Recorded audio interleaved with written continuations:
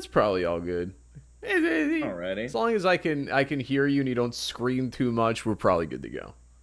Thankfully, I'm not a type of person that yells really loud when he gets upset. Thankfully, that reminds me, this is the Thankfully. Thanksgiving slash Good Friday episode of the What Are My Options podcast. Happy Thanksgiving and Oh. Good Friday and whatever other holiday is this week from Kyle. Tre and Kyle. We both wore our festive outfits today. I can see we both knew it was going to be the Thanksgiving episode. What is that plant on your shirt? What is that? Uh, Are they like blossoms or I can't quite make it out. Basically, it's just white, and I spilled a bunch of water on me, and this is just my skin.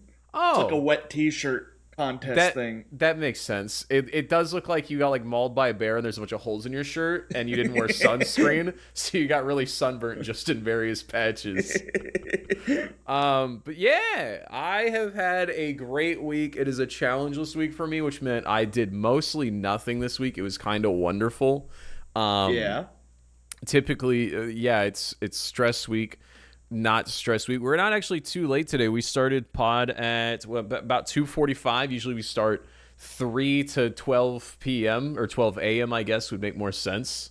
But we're here. We're here now. How have you been this week, my buddy? Fantastic. It's almost eating time. What do you mean it's almost eating time?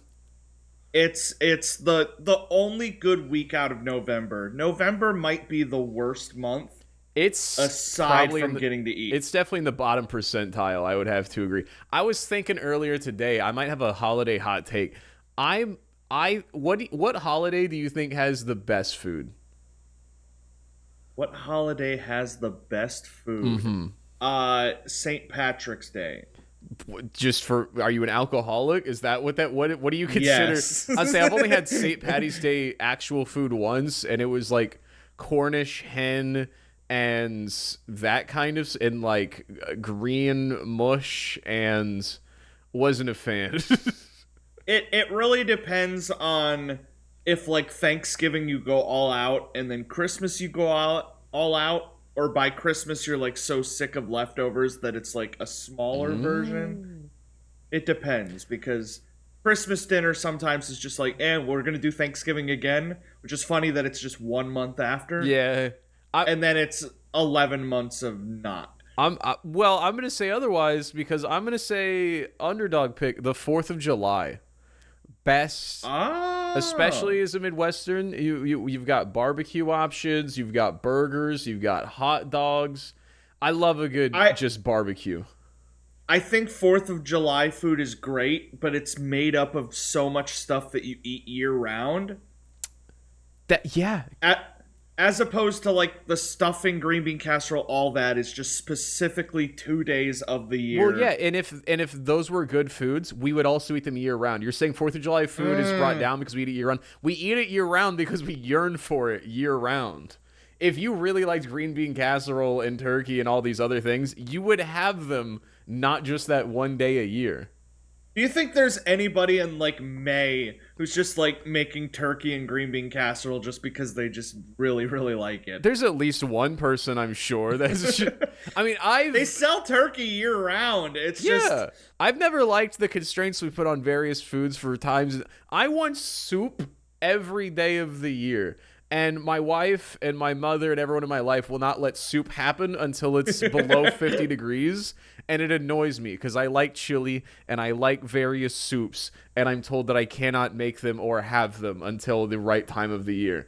And I want those year round. I think I yeah. like going and ordering ice cream sundaes and milkshakes in like January when it's like freezing out. Mm-hmm.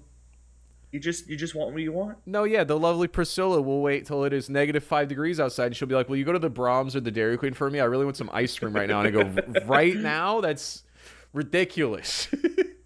Speaking of Braums, quick side note: everybody's really, really mad at me because I've never had a burger or a hot meal from Braums. That's so interesting because I know they were mad at you for the Culver's thing. And I know a lot of people choose Culver's over Braums. I think they're generally the same. It's like Hardee's and Carl's Jr. That's also crazy because I live 10 feet from the front door of a Braums and have offered you Braums every time you've been here. I live like right by a Braums too. Okay, so it's just it's like Dairy Queen, where it's like if you're going, you're getting ice cream, you're getting a milkshake. I have no other use for there. Yeah, I was gonna say they do have a good chicken strip basket. They got some good burgers, some good fries. The thing that's cool about Braums is it has its own deli mart, so that's where I get a lot of my groceries. As I go to the Braums to buy my breads and fruits and vegetables for the week.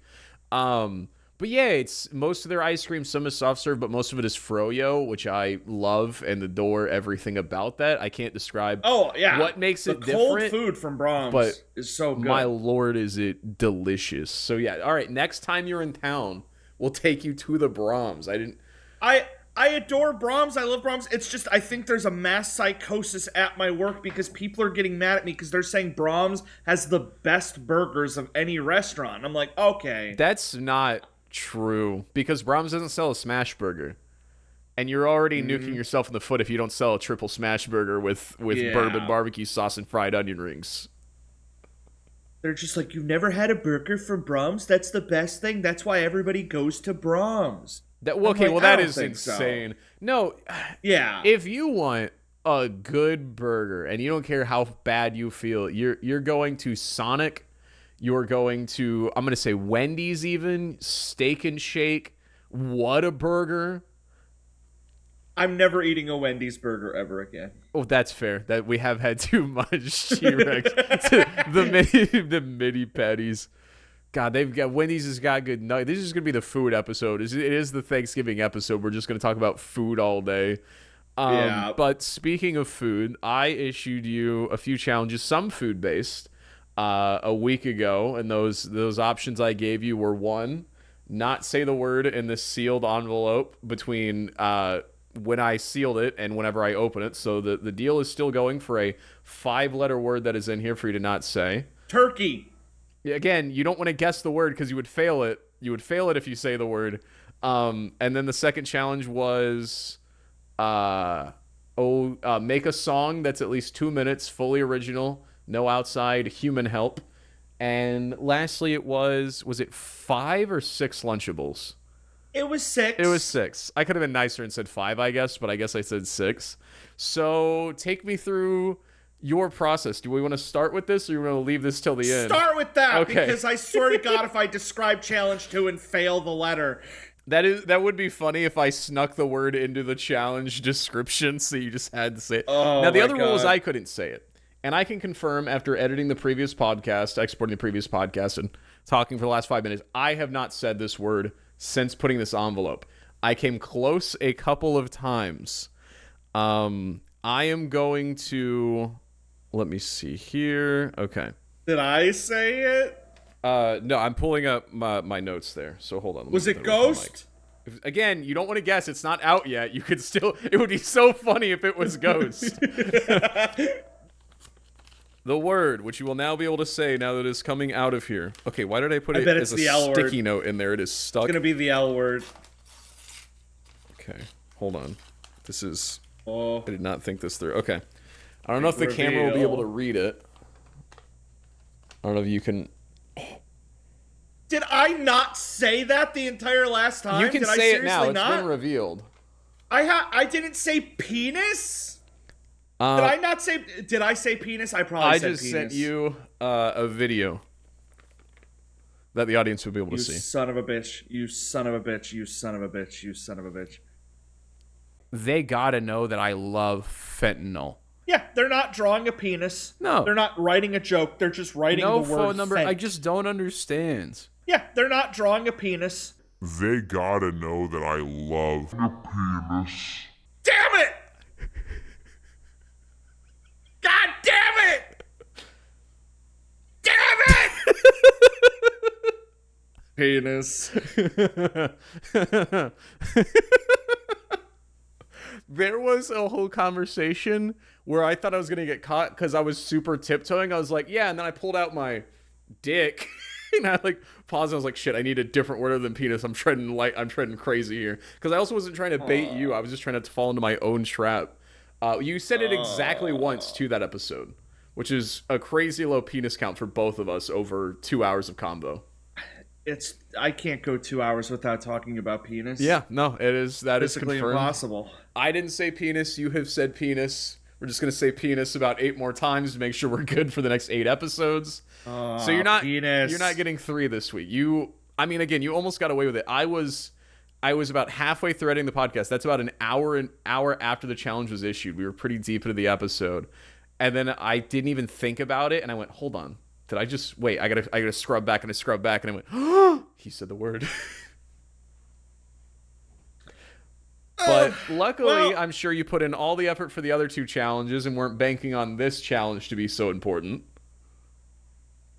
So, as for the Lunchables, okay, I spent my entire week going easy challenge, easy challenge. I can speed eat 6 Lunchables. Yep. And then we got to today, and I'm like, I'm gonna have to do it early.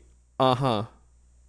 Now, I have a Friendsgiving tonight. Why did you wait till Thanksgiving Day to eat 6 Lunchables? I don't know how recent this trend of Friendsgiving is, but it's my 2nd year in a row of Friendsgiving. Everybody brings food. Tonight, I'm bringing the mashed potatoes. My secret ingredient is sour cream. It's good mashed potatoes.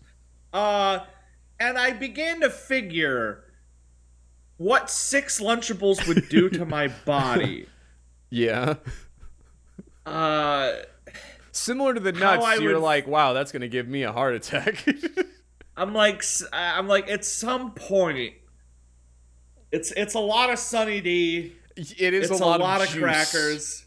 It's a lot of cold food. I'll also add, again, 7 days between filming. You didn't have to eat them all in one sitting. That was never you could have eaten one just as a light snack at the end of each day. But you were like, no, I must the morning of house all 6. The idea of me as a grown man eating Lunchables for dinner every night for 6 days in a row seems more depressing than me eating them all in one sitting. You could have thrown them all into a smoothie as well. Would just see what pure Lunchable tastes like. My idea was on stream I was going to challenge to see how fast I could eat each of them. Okay. So instead of speeding up the footage, it's just speed eating. Right. But I ran out of time. And as for the song... So you just had a bunch of ideas on how to eat Lunchables this week. So many that not a single one was executed.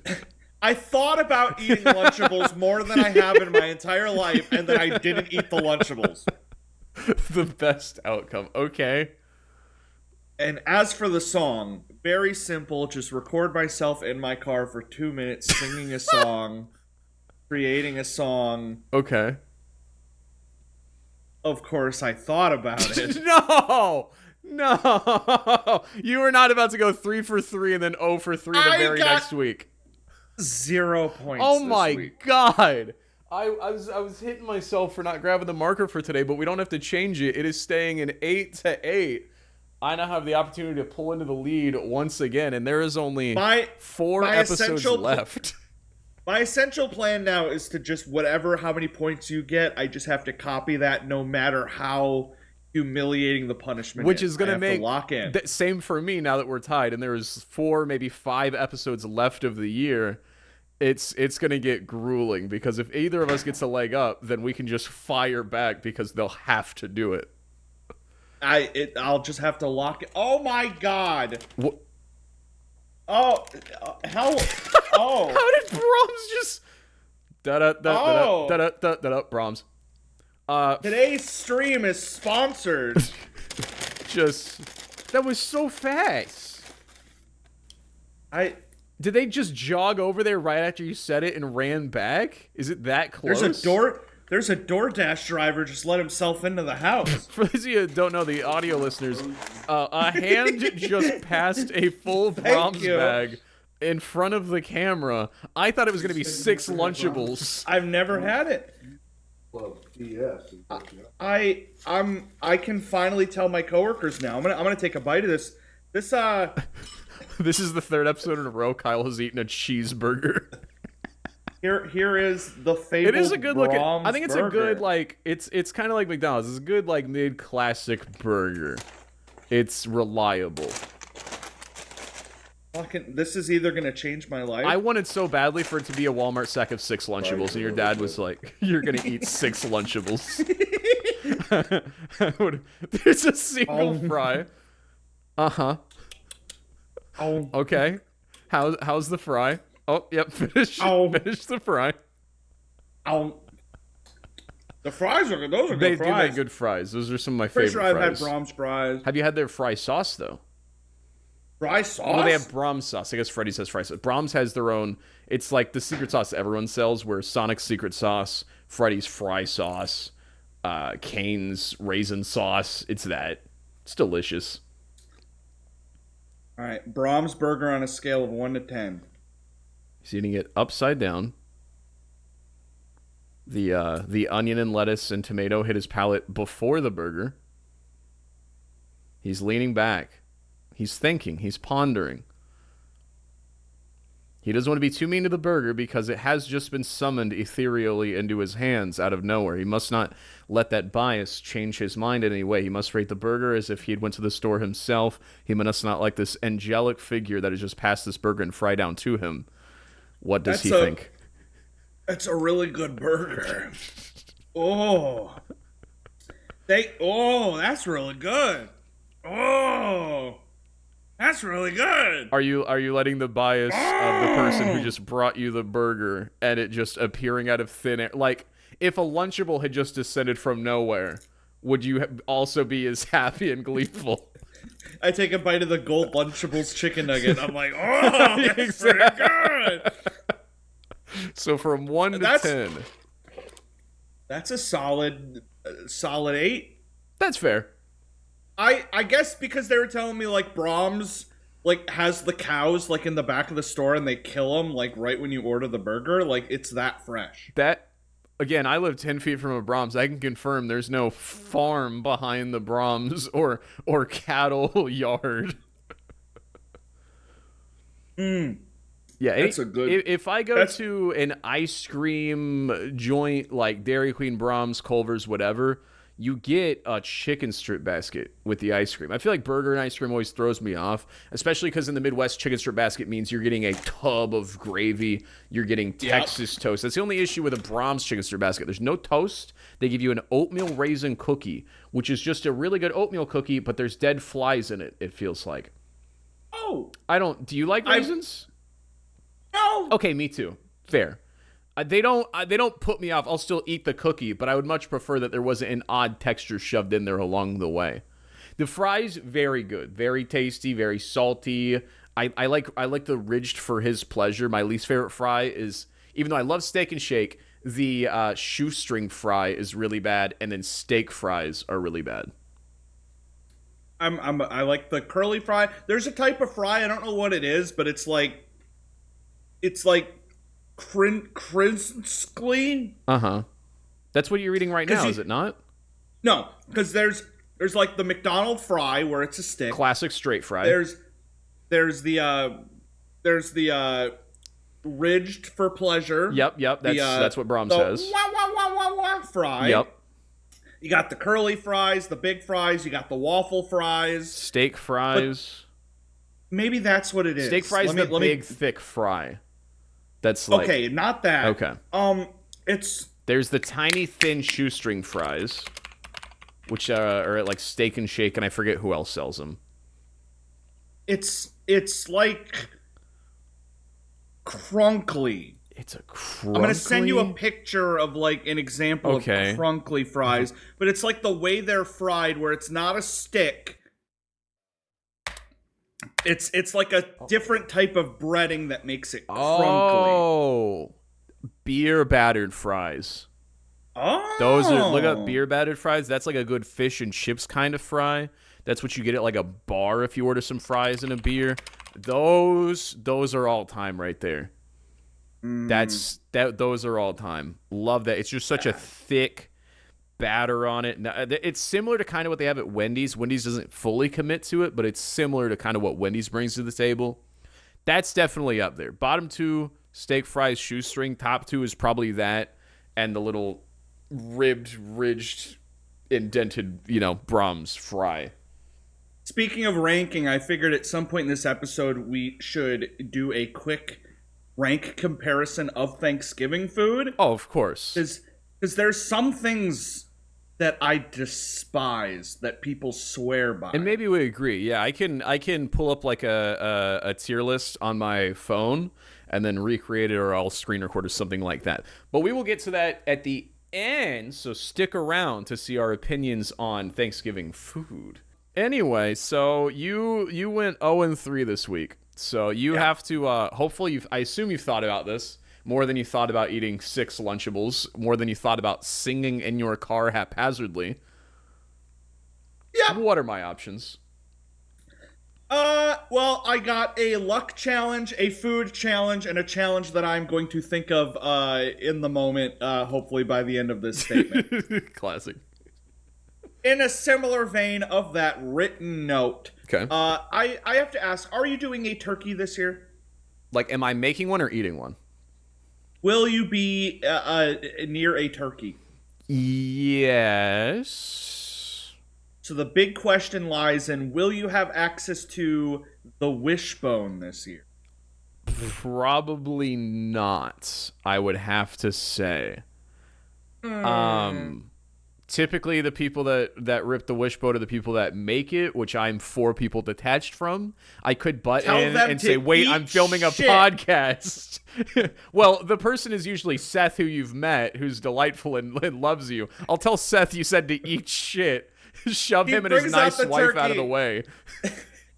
He's like, all right, honey, we spent a week cooking this turkey. Let's get to the wishbone. And you're like, actually, have you heard of Whammo? I'm going to need that wishbone for my challenge. So, if I can, I will. I'm just saying that it is incredibly unlikely that I come within reach of a wishbone while it is still intact. I could locate something that is wishbone-like, maybe a stick of some sort, or... Worse, if you cannot get the wishbone, then second best, film yourself with a Thanksgiving guest. Okay. So somebody you're with for a Thanksgiving meal or a luncheon. Okay. And just do a rock, paper, scissors with them, and you have to win 2 out of 3. Okay. This is reasonable. Okay. I will go over the wishbone, but it's still... ultimately luck-based either way. I still have to intrude my family's Thanksgiving with a camera. Awesome. Fantastic. Love that. So that is challenge 1. What is my other option? Other option is gravy. I've heard of it. I thought of just enjoy a nice, find some form of dessert treat, like some ice cream, a slice of cake, and coat it in your favorite brand of Thanksgiving gravy. So twice you're ruining my family's Thanksgiving. That's really cool. Okay, so you want me to take a nice dessert from my grandfather, my aunt or uncle or something, and then in front of them with a camera filming, just dump it in the gravy and then shove it in my mouth and go, well, that was probably worth it, and then walk away with my camera. Now, this doesn't have to be on Thanksgiving. I hope to God it could be leftovers. That Christmas episode is filmed during your challenge week, because this sucks. You are taking full advantage of it being Thanksgiving week. Yeah, if you just happen to stumble on a bunch of gravy and dessert outside of Thanksgiving, you could do it. Oh, sure. Thank you, man. I'll be sure to do that. And final challenge. Did it come to him? Final challenge came to me. Surely this will be real simple with the season right now. I need you to get a picture or a video of a real life turkey.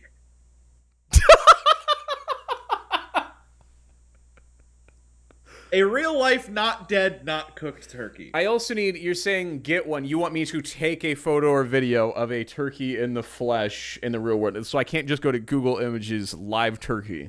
Got it. Yes. I need to take an original source photo or video of a live... I know down here in Oklahoma, we used to get turkey stampedes a lot. They're all over the place. I don't know about Kansas. I'm sure Kansas is the same. If we find out that we have all the 30-mile-per-hour signs because we traded our turkeys for them. Okay. God damn it. If there's not enough to do during Thanksgiving week, all right, cool. I have to make 6 pies tomorrow. I have a sibling Thanksgiving Thursday. Friday, I'm free. Saturday, I have all-day family Thanksgiving. And then I've got Sunday. I've got Sunday and Friday to find a turkey. Oh, well, the other ones, though, I can do, obviously, at my family Thanksgiving. Okay. I gotta go 3 for 3. I gotta go 3. That way, I can just truly punish you next time around, first week of December. All right. Obviously, the turkey is going to be the most difficult. I'm trying to, like, I see a lot of chickens. A lot of chickens around here. A lot of cows, a lot of sheep, a lot of goats. Camels, even. I see more goose. I see more camels than I do turkeys. You see camels? There's this farmer about a mile down the road. He has 3 camels. I'm dead serious. I'll take you there next time. Remind me. Okay. He just has camels. It's just a thing that he has. There is a lump of mayo on your chin, by the way. Looks almost intentional. It's a perfectly centered round dot right there on your chin. Very nice. But yeah, we've both got you. So you've got a Friendsgiving tonight, and then I assume you're doing Thanksgiving Thursday. Thursday, I'm doing a Thanksgiving lunch and a Thanksgiving dinner. Lunch at a restaurant, dinner at a house. So you're making something for Friendsgiving? You're making something for actual Thanksgiving? No. So as I mentioned, I have to make 6 pies. What are you making 6 pies? It's an unfortunate curse that I put on myself. So I have to make 2 apple pies for wife and her mother, a little family tradition. Then I have to make 3 or 4 pumpkin pies for the Saturday family Thanksgiving. And then for Thursday's sibling thing, I have to make my frosted banana bars. I have to make 4 pumpkin pies because I every step of my life, I fuck myself. And now I've done it eternally because I shared this story before, but not on the podcast. I hate pumpkin pie. So I bet you're wondering, why am I the guy that's trusted? So when I was 7, maybe 8, we would go to my grandparents' house and they would host Thanksgiving. Everyone would make food. My lovely grandmother would make 3 or 4 pumpkin pies for the big family. And I was a picky child that year, and so I just didn't eat dinner. You know how children do. And I was like, I'm just going to eat pie. And they're all playing card games. And I had half a pie, just half a pumpkin pie, which if you haven't had dinner isn't crazy. And my grandpa laughs and points at everyone's like, holy shit, Trey's almost finished a whole pie. And now I've got laughs. So I'm now committed. And so I try to eat an entire pie by myself. And I pretty much do. But I'm still getting laughs. So my grandma's like, well, don't worry, Trey. There's these other pies if you're still hungry.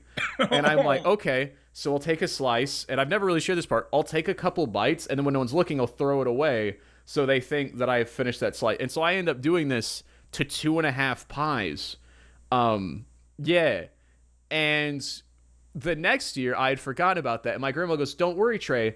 I made 3 extra pies so everyone else would still have plenty of pie. And you could have the same amount of pie that I know you love.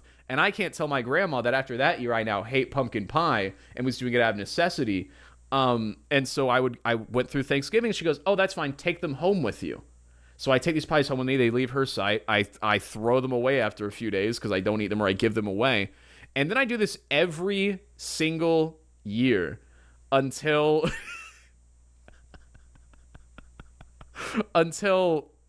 I think Thanksgiving 2 years ago.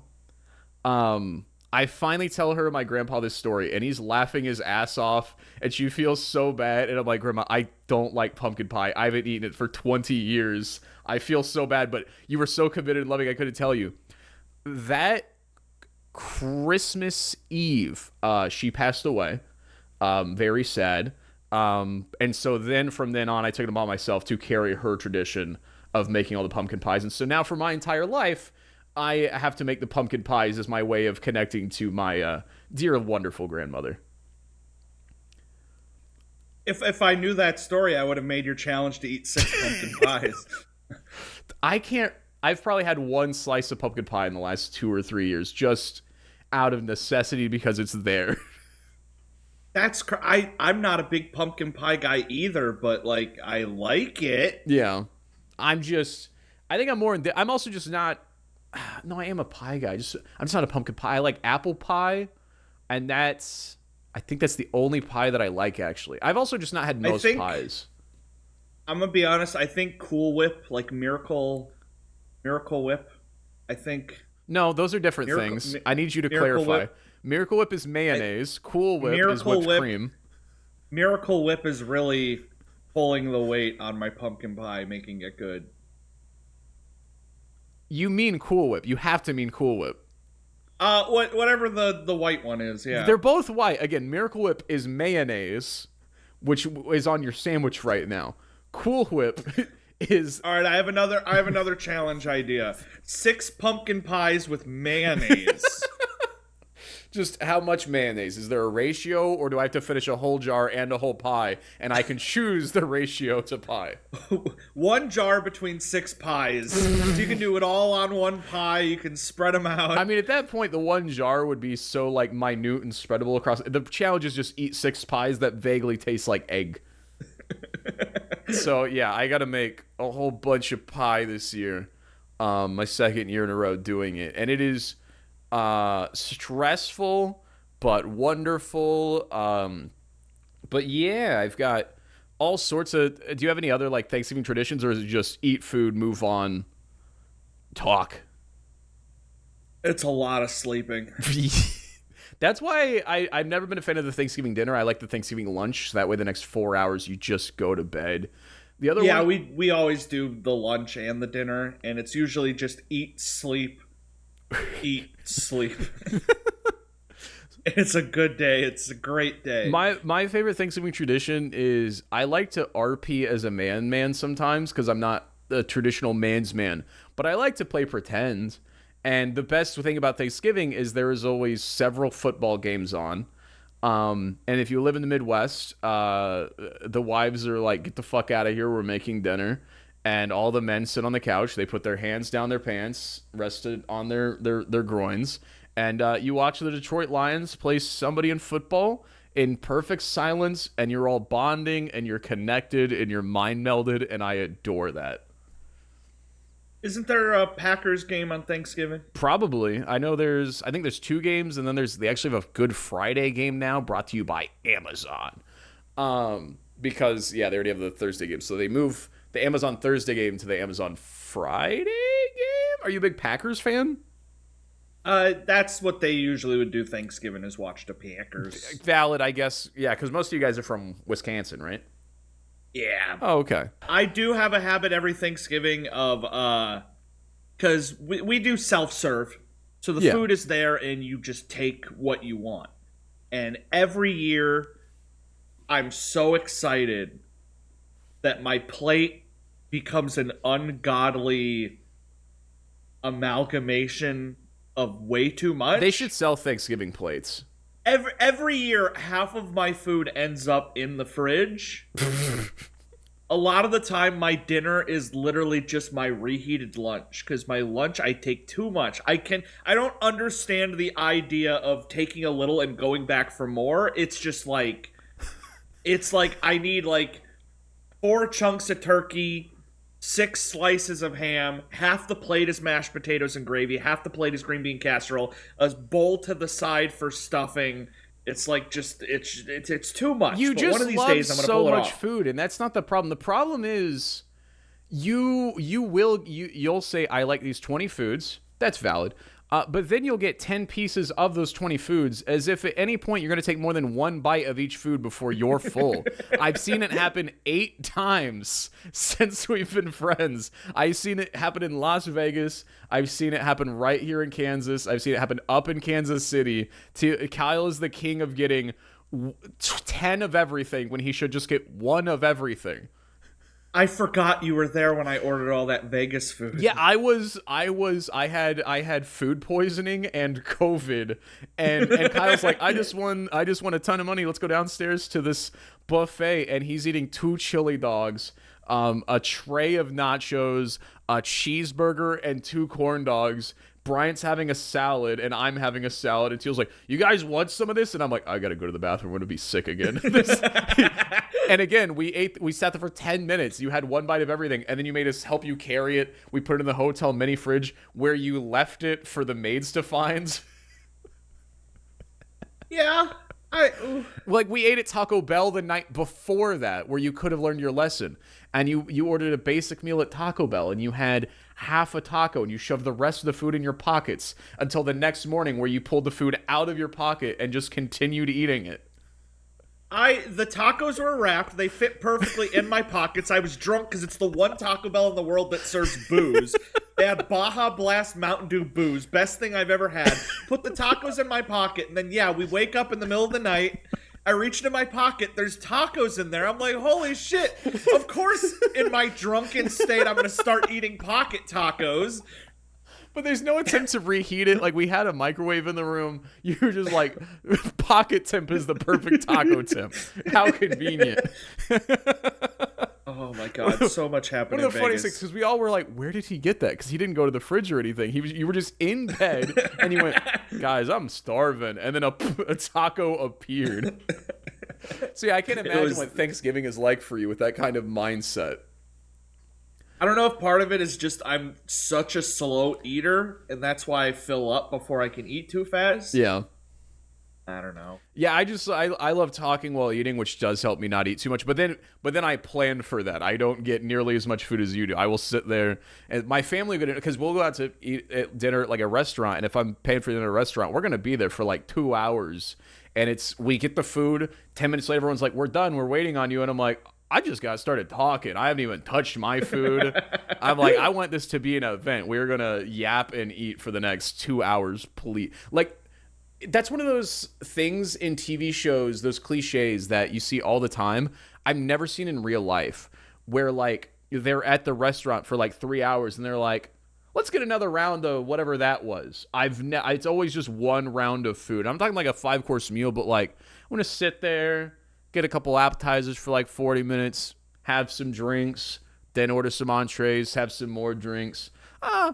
Maybe a couple more fries before the dessert comes out. Oh, maybe that's my last meal. I did my last meal already on this podcast. Maybe that's my true last meal. I just want to go to a nice steakhouse, and for 3 hours, we just keep ordering food. The idea of being a waiter, waiting for you to get up and leave a tip so I can get another table in. That is the only moral problem. And then they wave me over, and they're like, another round of steaks, please. I would be so They're mad. like, God damn it, another kid that watches too much television and thinks that's a real thing, people. Like, it happens on TV all the time, and I'm like, that looks so fun and nice to just keep ordering food. But yeah, in real life, there's morals, and you feel bad, and they have to turn tables, and you're just in their way, and you're just trying to rush out of their way. And I just once want to go to a place where they're like, tip us up front, and we'll let you stay for it. Like, I want to be able to pay, like, I'll just be like, here's $60. Don't be mad that we're here for 2 hours. Oh, tip first? Yeah, I think that's how you do it. That way they're like the best way, and you're like, hey, and if you're cool about this, we'll go ahead and tip more at the end. But I'm going to prepay here for your time. That's how I feel. Like, I get the idea is like you're tipping for like the service you got. Like, if you have the worst waiter ever or the best waiter ever, that adjusts your tip. But the idea that the entire time the waiter's doing their best and they're probably thinking, this guy's probably not going to tip. Yeah. So you just go to a restaurant, you give a big tip, and then you're going to get amazing service. But I can imagine the other way around where you give a big tip and it's the worst service you've ever gotten, and then you got to be the asshole that goes up and you're like, hey, can I? Yeah, at a certain point, that's what it's like, diminishing return. Like, if a waiter's waited on you for like 90 minutes, in his head, he's like, they're probably not going to actually tip me, so why am I trying so hard? And it starts getting worse. That's why, in that situation, if I know I'm going to be there a while, I would probably pre-tip just to be like, hey, I know you're just going to be like panicking. Is this worth my? Because I've seen that happen where some family's just terrible. There's 20 of them. They're there for 2 hours, and then they're like, here's $2, and they're like, awesome, wow, cool. Could have gotten 3 tables in that time. Yeah. Yeah, I think there should be a prepay option so that way the waiter doesn't rush you and is like, fuck those other tables that aren't going to pay me. I want you guys here all night. Yeah. I want to select an hourly rate where I pay the waiter's salary for the entire meal. Just as the like if you're in a taxi, we see the ticker going up, he sees his tip going up. I just go, I'm gonna tip you 30% for every 30 minutes I'm here, and he's just watching. He's trying to keep us there. That's what I want. I want a waiter that's like, no, please stay. We'll be here till 2 a.m. That's like when I was in New York. I don't know if I told this before. I probably did. Where I was lost in New York, and I was live streaming because I'm like, people might want to see New York, and my phone died. And I'm like, and it was January, it was cold, my phone was dead, it was 3 a.m. because I was doing a 3 a.m. pizza run, because all the pizza restaurants don't close, you can get a slice of pizza whenever you want. And so for the first time in my life, I hail a taxi. No Uber on my phone, just hail a taxi. And I get in the taxi, and I'm like, I don't know where I am, man, this is the name of my hotel, can you take me there? And he's like, yeah. And he literally takes 32 seconds. He rounds a corner, pulls into the hotel, and he's like, here it is. And I look at like the meter, and it's like $1.37. And I'm like, I felt so bad. I'm like, how does tipping work for this? Because I'm like, I should give this guy a tip because I wasted his time. But on the other hand, he didn't do anything. He didn't do anything. He just saved my life, probably. I probably would have froze to death in New York. There was 90 other directions I could have gone that would have taken me further away. Oh, yeah. He took me in the one direction to get me home. God, I don't know if I just gave him like $10. I'm like, thank you. I don't know if you do the John Mulaney joke there where you're like, the streets are numbered, or you do the Macaulay Culkin where I immediately thought of Home Alone when you were lost in New York. I was just picturing Donald Trump being the taxi driver that picked you up. I was looking for Donald Trump to point me in the way. Home Alone 2 star Donald Trump. Did you see that clip of him and Mamdani in the White House? He likes him better than he likes his own vice president. Yeah, that's crazy. That's how charming that guy is. I've never seen the audacity of a president being like, no, tell them I'm a fascist while I'm sitting at the Oval Office desk is crazy. Yeah, the Mamdani in the past has obviously criticized Donald Trump, not to get too political, but he's talking to Trump in the White House, and the interviewer is like, do you still think Trump is a fascist? And Mamdani's like, well, and Trump goes, no. Tell him. You can say it. Don't worry about it. Don't be weird. Tell him I'm a fascist. Yeah, you can tell him I'm a fascist. I love that You one. can tell him. It's fine. Oh my God. Good. Let me look at my notes. I also been watching Pluribus. Love me some Pluribus. Yes. I was going to bring that up. I had a brain dead moment. Yeah, did I throw off your watch time? I noticed you were like halfway through episode 2, and I'm like, I'm just going to ruin that real quick. We share the Apple account, and it's the idea of like the one show, it keeps jumping episode numbers because we're both watching different episodes in like the same time period. Well, I didn't realize what happened was, I binged all the way through episode 4. I haven't watched episode 5. And at the time, you were on episode 2. And then I told wife about the show, and so then we restarted it, got halfway to episode 3. So we're just ruining your watch time. I didn't even thought about that. Shit, my bad. Nah, it's all good. It's really good. I just finished episode 3. Nice. I love not really a spoiler, but Man with Plane is very great character. Plane, very funny bit.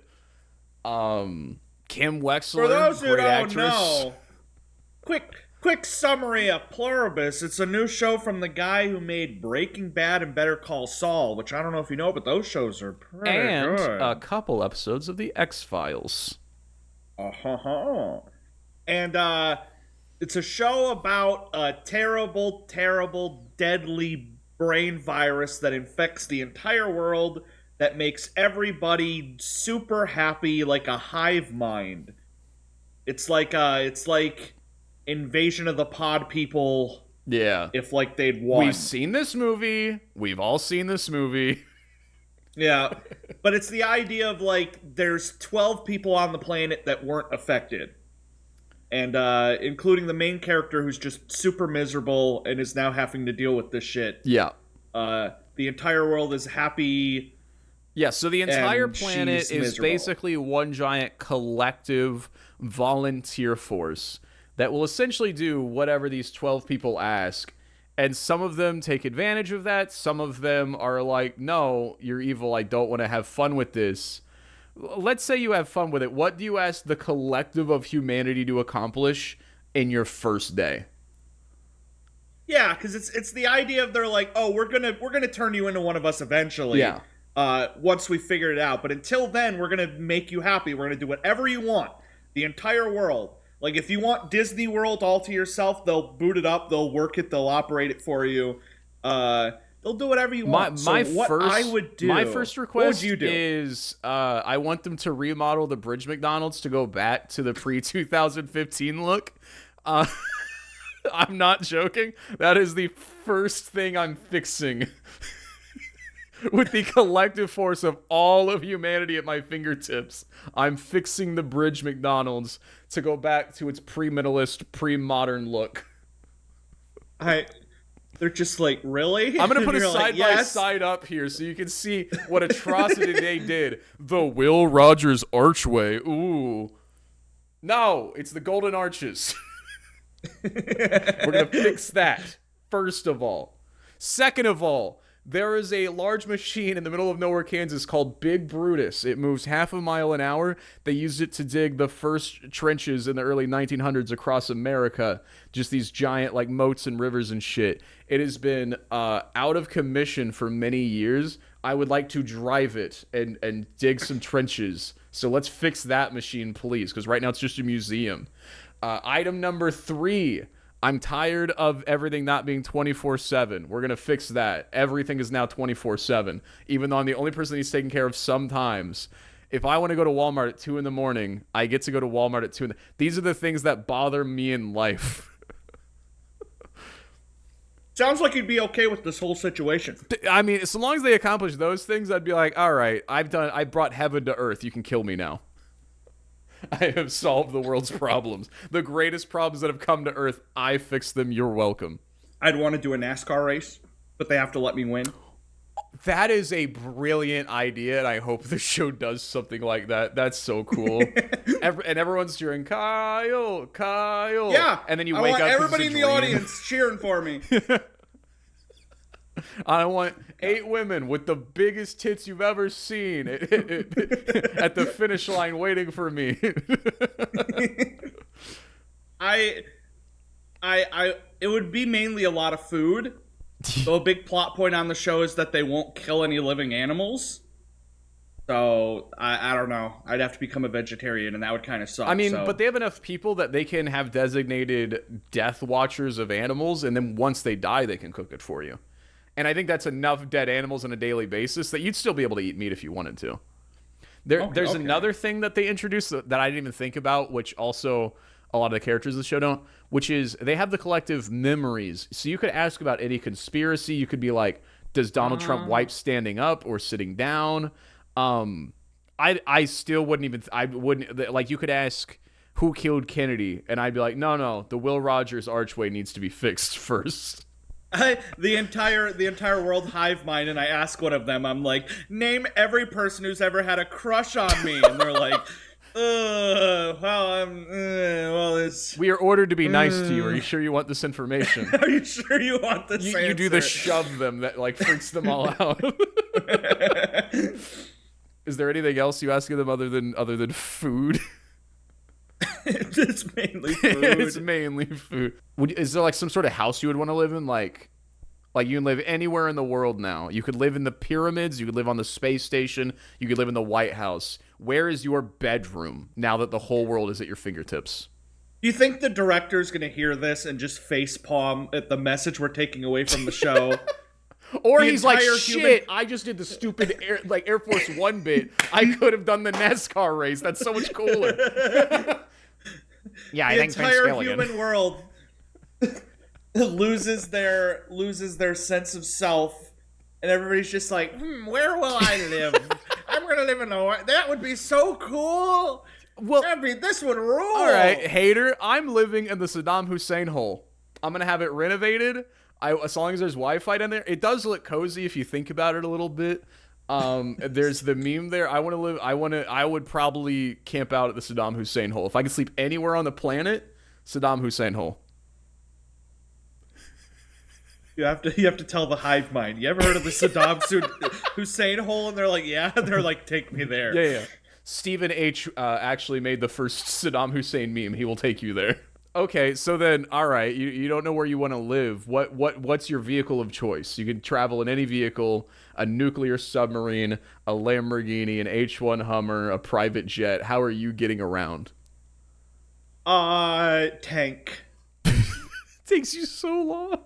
Sir, are you going to be at the Bridge McDonald's to meet up with Trey soon? Yes. It's going to be about 2 more weeks. I want to travel the entirety of Route 66 in a tank. And you blow up every like memorabilia that makes Route 66 Route 66. You're just deleting it along the way. Like, fuck Radiator Springs. God, that'd be awesome. So yeah, put in the comments, what would you do if you were in Pluribus, other than the good things like try to save humanity? I would be in the Saddam Hussein hole, sending marching orders to every Bridge McDonald's. Every bridge is now a McDonald's, actually, because I don't need to drive over the bridges. I just need to go under the bridges. Every bridge is now converted to a Bridge McDonald's. I love the idea of, like, every Bridge McDonald's. It's just for you. Yeah. They don't care. They're eating the minimum amount to stay alive. Yeah. And you're just like, I want the options. Dude, if you could drive how much... Okay, it feels a little like dystopian. Every single bridge? Yeah, it's a little dystopian to drive under, like, no matter where you go, you're driving underneath franchise restaurants. Yeah, like, what's the ones called in, like, San Francisco? Like, the Golden Gate Bridge? The Golden Gate Bridge? Yeah, the Golden Gate Bridge. That's the biggest Bridge McDonald's. Big-ass McDonald's. That's the biggest Bridge McDonald's, yeah. And what, like the little bridges over like lakes and like local parks? Yeah, there's just gonna be a guy in a McDonald's outfit. Is a McDonald's. Also, we're gonna recreate the entire Titanic thing. I'm gonna cast them. We are going to just fully 1-to-1 recreate the Titanic experience. I would like to be one of the 3 violin people, and I want to go through exactly tit for tat. We're gonna go 1-to-1 recreation of the entire Titanic. I love the idea of like 20 hours in, they're like, is this Titanic experience to your liking? And you're like, yeah, everything's up to snuff. Now sink the boat. They're like, what? And they're like, I want the full experience. The iceberg sink part. The boat. You've placed the iceberg there, yes, at the exact coordinates. Yes, I know it's floated, but you moved it back. They're like, I'm not really even joking. I'm trying to think of any more demands that I have for all of humanity. Cure all the diseases. Make sure to do that. We'll have a side, group doing that. We'll have half of humanity working on the bridges, the other half curing all diseases and famines. And I guess in the situation, there is 12 of us. Do I start plotting for the demise of the others? Because they're gonna be mad about their lack of bridges. I'm gonna have some enemies. I'm gonna have a third military force also in this group. One of them has a simple request. They're like, I'd like you to make me a burger. And they're like, I'm sorry, everybody is currently preoccupied turning every bridge in America into a McDonald's.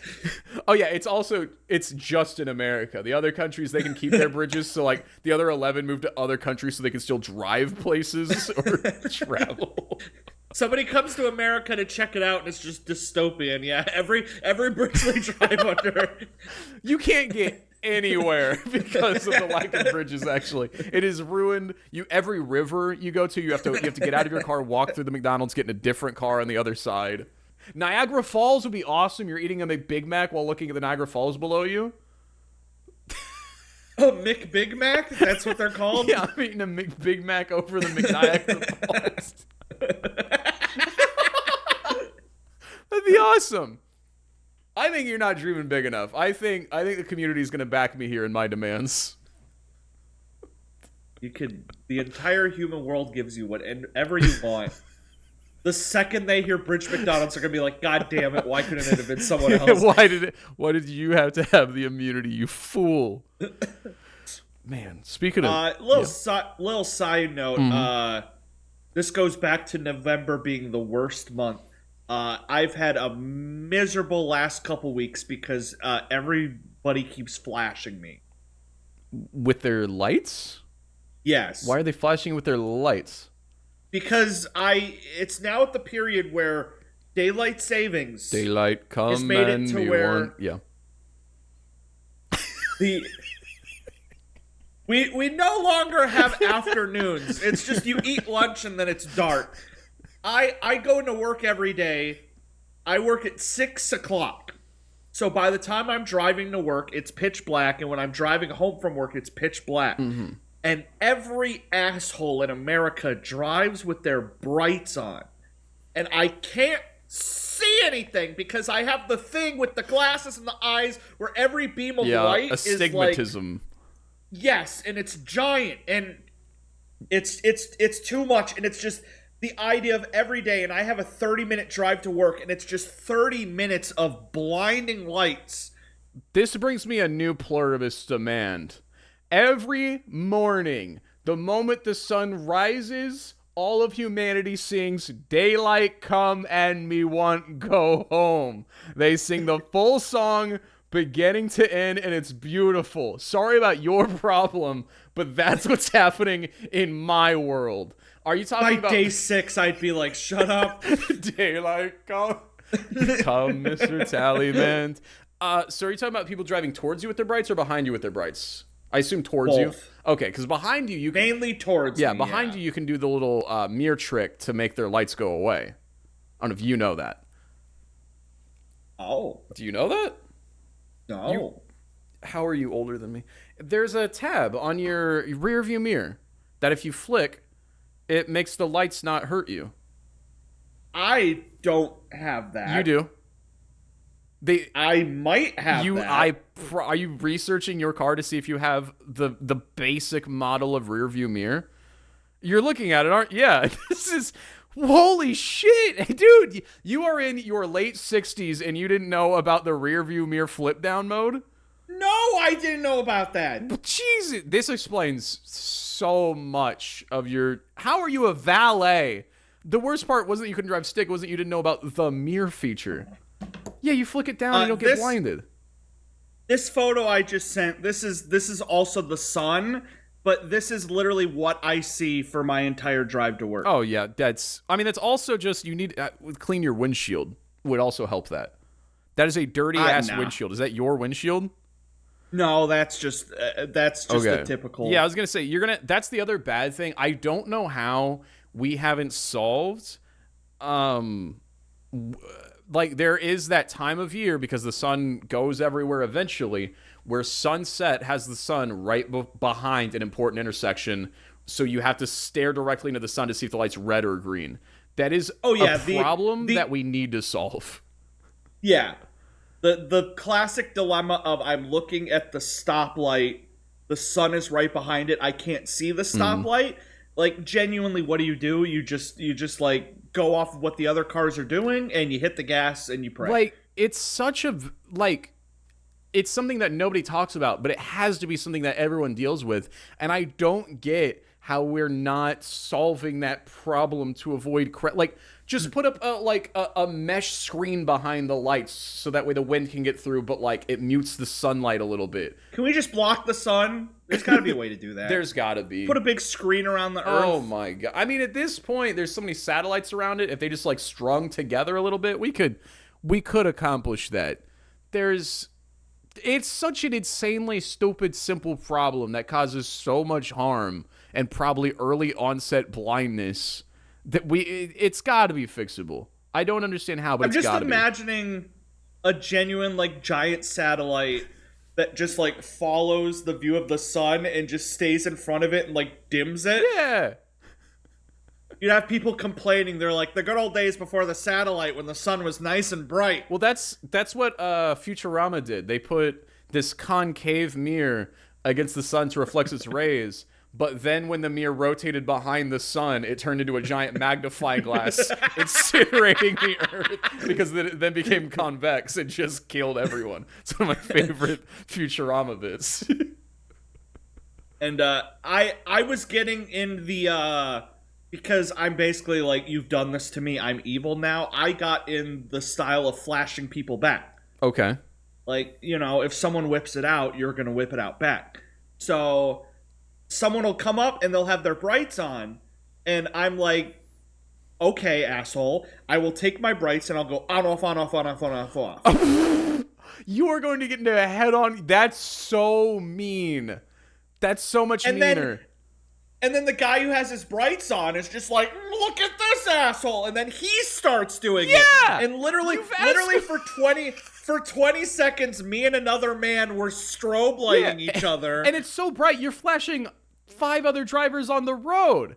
Dude, you are the problem here because, I don't know, maybe it's possible for you to not know about a basic function of your fucking mirror that you have in every car you've ever owned. But it's also possible. No, he was in front of me. Yes, hold on. I'm saying it's possible that he may have not realized he had accidentally left his brights on, because some cars it's not obvious. So what you do is you politely do the quick single flash, let them know, like, I was hey, politely you him did not over and over and over. hammer it. I was politely letting him, hey buddy, beep beep beep beep beep beep beep, your lights are on, beep beep beep beep beep beep beep beep. That is, you do just one, and that's before you get close to them. You just be like, hey, already your brights are a problem. You do a subtle flash, you go off. They leave their lights on, you flick your brights on, you leave your brights on until you pass them. You do not strobe light and then they strobe light, and then you're just this beacon of dumbass on the middle of the highway going 85 miles per hour until you both hit a deer that you didn't see.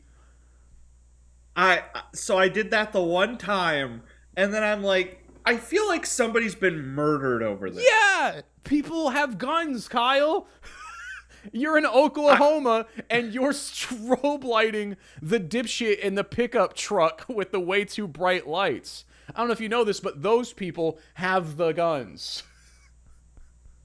Half of these cars, I don't even think they have their brights on. I think just the headlights suck now. Yeah, that's the other thing. You don't know. Yeah, exactly. So there's that new kind of like neon light that's like at the wrong spot. A lot of time it's not brights. It's just these shitty new lights aftermarket they make for cars. That's why I hate driving in like our sedan or our Chevy Cruze, because it puts every truck's headlights right at eye level behind me. But if I drive if you have a car with those like bright blue lights, then I hope you explode. That is true. Yeah, if you intentionally made that happen, you're a piece of shit. But yeah, the worst part about driving a car is if somebody's driving behind you in a pickup truck with those lights, you are going to be blinded for life. That's why I like driving my Toyota SUV, because I'm way up off the ground and the headlights aren't in my eyes. It's just another week where no, I'm not going to do it. People say we talk about a certain subject too much, so that should be the name of the podcast. They're just gluing to that. We talk about dumb drivers every podcast just the same. We talk about food every podcast. I'm tired of them singling out one subject that they think's a little gross that we do talk about a little much. And I'm not going to say it. We're going to go the full episode. We can do it. We can do it. We're coming around the home stretch here. So we're coming up on the end of the year, the end of not our first full year, but our first calendar year of the podcast. We'll have about 20 episodes under our belt when the year is done with. Lots of things to celebrate. I like to think long term. I'm sort of, you are the Andy Kaufman, and I would be the Lorne Michaels here.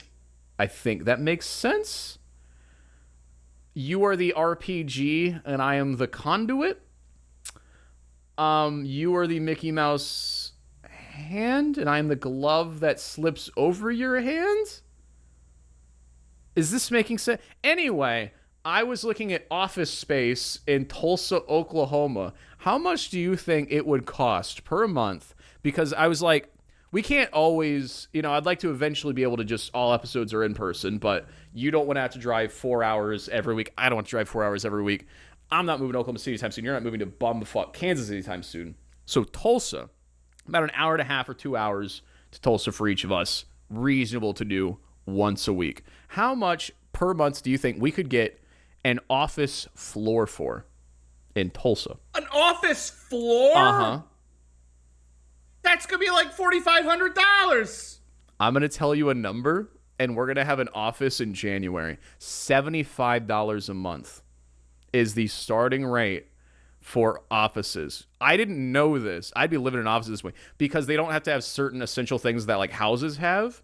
There is tons of office buildings between $75 and $500 a month. If we wanted like a nice office, we could shell out like $250, $300 a month and have like a fucking secretary. Why don't we just live there? We could also just live there. Because I was telling wife, I was just like, let me look around at offices. Because sometimes you pay for square footage, sometimes you pay by the month. So you get a lease. And I was like, that's so reasonable of an amount of money. There's only two possibilities here. One is it's like the 44th floor of like a skyscraper. And it's like one corner and the other 75% of the floor they're doing like tax work. And the other possibility is it's like a single floor building and it's like a nail salon and then like the back room, like Better Call Saul, his little office in the back room. For that price point exist. Yeah, we can get random floor of one of those 50 floor buildings where we're like, oh, are you guys going up to the H&R Block floor? No, we're going to the Whammo floor. And they're like, I've been meaning to ask, what is the Whammo floor? How many employees do you have? It's just like, oh, it's just me and him. The whole floor, yeah, it's just me and him and our plants. The idea of somebody doing like making six figures doing There's like people in insurance suits. work. And like they hit the wrong floor of the elevator and they get out and it's a completely empty floor and in the back is two assholes and chairs talking about fecal matter.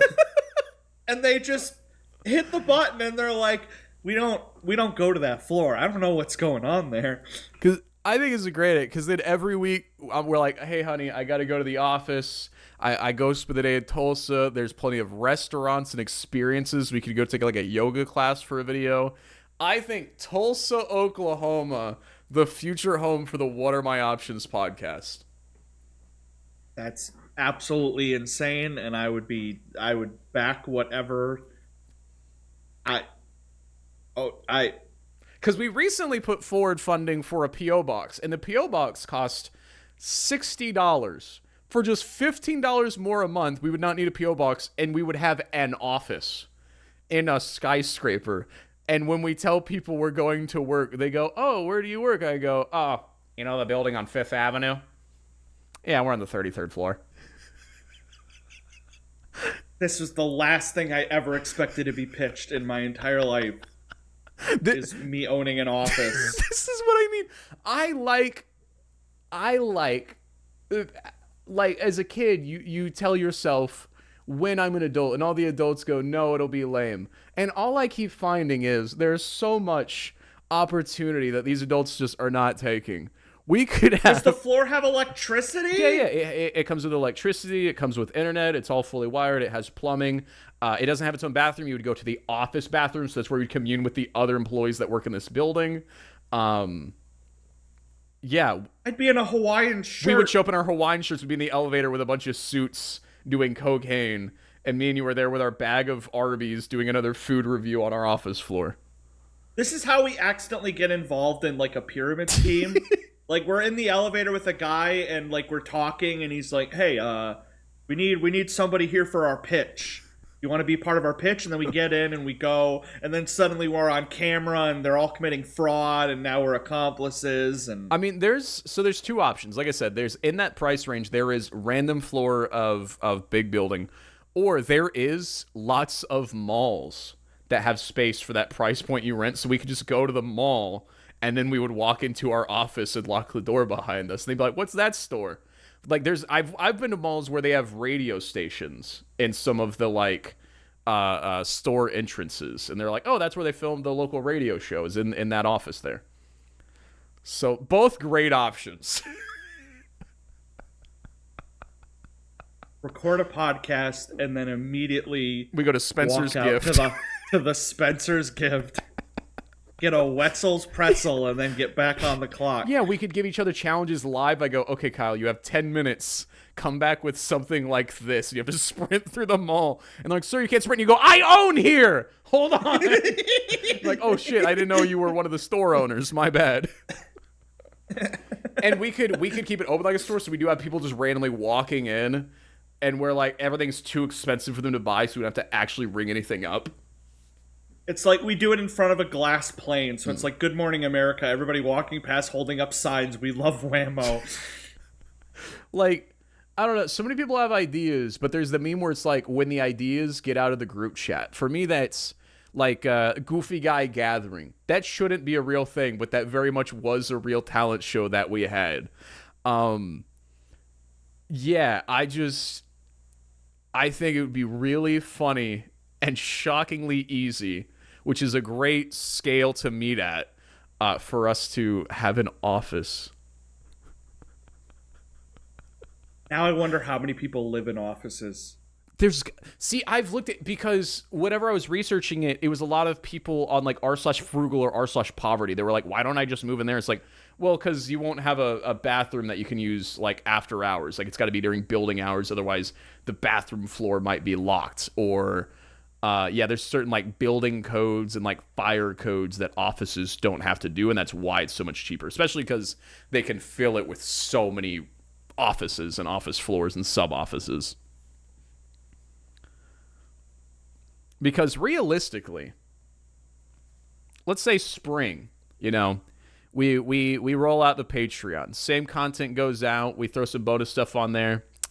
We would need 15 people to sign up to the Patreon to have the office pay for itself, and we don't have to put forth any money. We could have a free office with just a 15-person Patreon where we throw on like a bonus movie podcast every week. Counterpoint.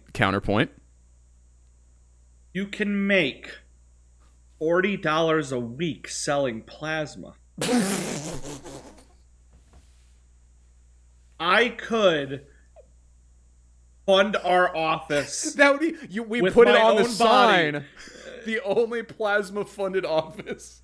The plasma funded office. So every month when we have to pay our rent, we just ring you out a little bit into the plasma jar. My juices are what pay for the office. I feel like you would hold that over my head if we're ever like having a dispute at the office. You'd be like, "Trey, you know what keeps these lights on?" My blood, my existence. But you're like, "Yeah, we could just make bonus content for people that want to pay for it. Or what if I squeezed out an extra kidney, donated some blood, some plasma?" We just have like a 3-month time lapse, and I'm just sitting there, and I'm just like drained. I have no color to my skin. This has gotten... I'm shriveled up.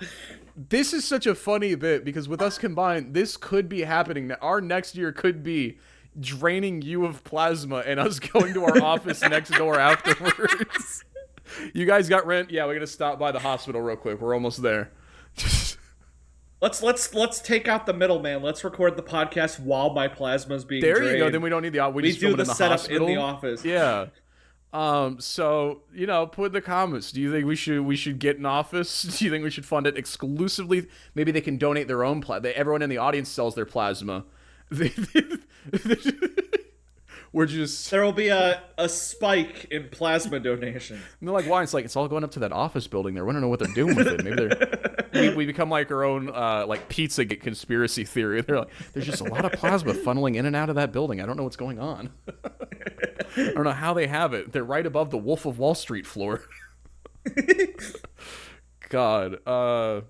So yeah, and speaking of, affordable offices, the economy still exists. You made a very bold claim last week that the day after the pod release, the economy would be gone. It kinda. It kinda. It had the biggest drop ever, and then it had a big spike up, and then it had a spike down. So it's I don't know what's happening. It's the meme of the guy with the sign that says nothing ever happens. It's Nvidia said that they had good numbers, and everybody's like, you ever get the feeling that they might be lying? Can they Like they lie? were told to lie. Oh, I thought they had to like show the numbers. Is that not? They show the numbers, but it's one of those funneling money things. You think it's all it's all wrapped up in plasma? It's like, we give you the money, you give it back. It's all wrapped up in plasma. It's all wrapped up in plasma. Can you guys pay your rent this month? Sorry, it's all wrapped up in plasma right now. We'll get back to you.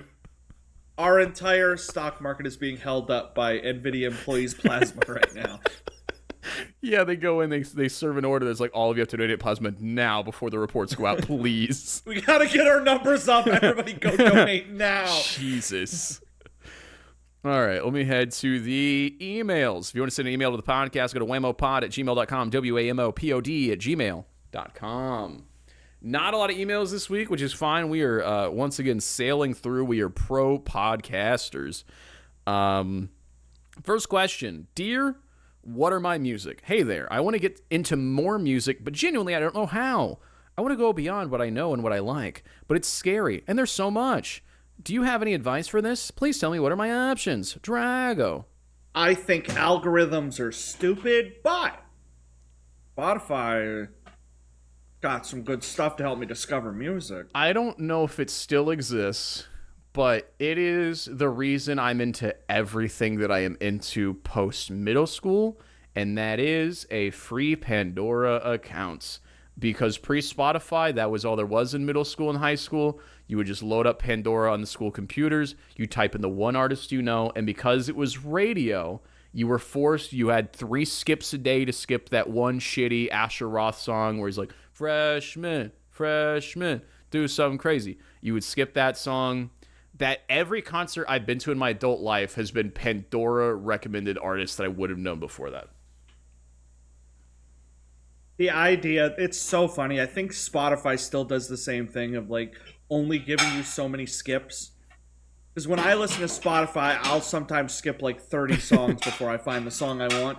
The idea of skipping 3 songs and ending up on the worst song ever and just being like, Dude. well, I have to listen to it. I mean, that's the issue. It's the same thing with like streaming is everything's too on demand that you're not like, it's too easy to stay in your comfort zone or in your box. Like, but that's why that was so good is you were just sat there. You had no money on a free Pandora account. And it was like, this is going to play. You'll either like it or you won't, but it's going to play. And you would just, okay, I will give this a chance. But now if you want to listen to music, you go to your playlist with exactly 200 songs that you love. And it keeps feeding back exactly like similar songs based off those same artists. But no, TikTok, they got not TikTok. Spotify added like a TikTok mode, which is where you click on a song, and then it has 3 TikTok reels where it's like, sounds just like this song, sounds just like this band, and sounds just like this genre. Huh. And then it just gives you like 30-second snippets of a bunch of songs in one of those 3 categories, and then you just keep flicking through it, and then you can click a song and like it. oh, that's cool. And I've been doing that a lot, because there'll be like a song that I like, and then I just find like 40 songs that sound just like it. Not to be... Or 40 songs that sound just like the band. Right. Not to be the ancient man again after just recommending Pandora to find new music. I listen to satellite radio to find new music. I have a Sirius XM subscription, and it's wonderful. I get 5,000 stations. I listen to the radio. I don't like to fiddle with my phone or CarPlay. I like to get in the car. I turn on the radio. Sometimes I listen to local public access. Sometimes I listen to NPR. Sometimes I listen to Elvis Presley radio. Sometimes it's a metal station. Sometimes it's comedy. I love the radio. I sometimes I just got FM radio, and I get to hear ads for 90% of my drive to work. That is the worst part about FM and AM radio is the sheer amount. I've got there's one local FM station that is somehow ad-free. I think it's just like publicly funded or something like that. But yeah, other than that, it is a shocking amount of ads. I'm waiting for my ad to pop up. The commercial I'm in. Oh yeah, do you have like a release date on that or like a schedule? It's a Christmas ad, so it'll probably be yeah. up here soon. Nice. Wait, I went the wrong way on the emails. What's the most embarrassing moment of your life? If you've already mentioned it, what's the second most embarrassing moment of your life? If you've already mentioned it, what's the third most? And it goes on for about 8 embarrassing moments. That's from Bazger. I mean, we've probably shared the most. I've shared the Golden Corral story, the Dairy Queen Trey is a Black Boy's Name story. I pooped my pants the day before getting engaged to my wife. I clogged the I said the word. I clogged the toilet at TwitchCon in front of a bunch of people. So that's 4 deep. Do you got anything in the top 5 that you haven't shared? I'll just share my top. I'm sure there's something probably worse, but when I think of the most embarrassing moment I can think of would be probably in late middle school. We had to film and record and interview an old couple about their lives. They were very old. And so I'm behind the camera and I'm filming, and then my co-host is asking questions. And we're asking these old people questions, and, you know, they're talking about, like, wars, and I'm interested, and then they're talking about their love life, and they're talking about their life, and it's going on, and they're old, and it's boring, and they're old. It's very, very boring. And needless to say, I doze off. No. I doze off behind the camera. I fall asleep. And I snore. And that was when the second bomb fell, and the world was changed forever. And my teacher was so mad because in the footage you could hear the snoring because I was the one manning the camera. So we're watching the footage, and these old people are going through their history life, and every so often you just hear me, my little middle schooler, go. And I just remember seeing the footage and just being like, this is the worst. I'm so sorry. So, that's awful. And I like to think, the thing that gets me through it, the thing that relieves me, is that they're probably dead now. So I never had the chance to apologize and make things right with them and let them know that their life wasn't boring. Yeah, it's not like, you know, middle school, you're like, oh, everybody probably still thinks about that. It's like, no, this is just my memory. The old people, they don't remember it. They ain't around. Is there any way you could ever access this footage? Go to my old middle school teacher and be like, hey, that old video, do you still have it? And they're like, which one? And then I have to describe it all over again. She goes, oh, I've got 20 copies of that. I show that every year to describe to students how not to be a camera person. What not to do. Yeah, I have a lot of that where it's like more post-embarrassed, where it wasn't embarrassing at the time, where I was in a media tech class where we would every week produce basically a YouTube video. And some would go to like college competitions, and some took it seriously, some just made memes. But we had these big flat screens in the high school lunchroom, and every Wednesday they would play them for the entire school. And I was a really shy kid, but if I was doing stuff with camera and all that, I was like, this is cool. In hindsight, I hate everything that I've made, and I can't believe I showed 1,000 other children. There's a parody song I made, and I'm not musically talented at all. I made a parody song of All We Do Is Win called All We Do Is Film. I've seen those videos, and they are masterpieces. I made some good that I'm proud of, but All We Do Is Film is undoubtedly a stain on my life that I will always be upset about. All we do is film, no matter what. Got files on my drive? Yeah, I got a gigabyte. I sing that song in the shower at least once a week. I know every word because I wrote it. I wrote this whole parody, like Weird Al version. I wrote the whole script. I filmed it. I edited all these what I thought were cool effects. I got these 3 students who were even less musically talented to rap and sing as if they were Snoop Dogg. I put on a nerd voice, which I should have just used my real voice in hindsight. I was like, if I do this funny voice, people will find it funny, but I just sound like a damn fool. Hopefully there's a snippet that you can put up At the end of for the video, YouTube I'll put up watchers. the snippet of just my rap verse on its own, and you can. Again, I will warn you, it is not even like it's just cringe. It's not fun. I've made some stuff that I'm proud of, but it is undoubtedly, It's one of those where my ideas were way ahead of my skills. Like in high school, I wrote so many epic rap battles of history. I loved writing music parodies, but when it came to making them sound like music, I was dog shit. God. And so you're just trying to eat your chicken patty, and then you just see like, ladies and gentlemen, next, Luda. Try going on the verse and doing all the facts, and I won't stop now. Put your hands up for the wide limb shots for the fun of us. It won't pack down. I never went nowhere. They're saying Apple's back. God, we did that too. Where in the drama class we put on a play, and then it was rough because all of my co-actors kept forgetting their lines. There was a lot of me improving, and then the teacher's like, "Well, the easiest way to get out around this is let's just film it, and then we can edit it, and then we'll show the video to class." And then I remember the entire school being so excited that they were getting an hour off of school to watch a movie. And then like 10 minutes into our movie, I could like feel... They'd rather be doing arithmetic. They'd rather be in class. Jesus. That's a rough expectation to follow. Like, all right, we don't have to do any of our homework. We don't have to figure out the numbers of pi. What has Kyle cooked for us? And then they go, oh, let's go back. This isn't worth it.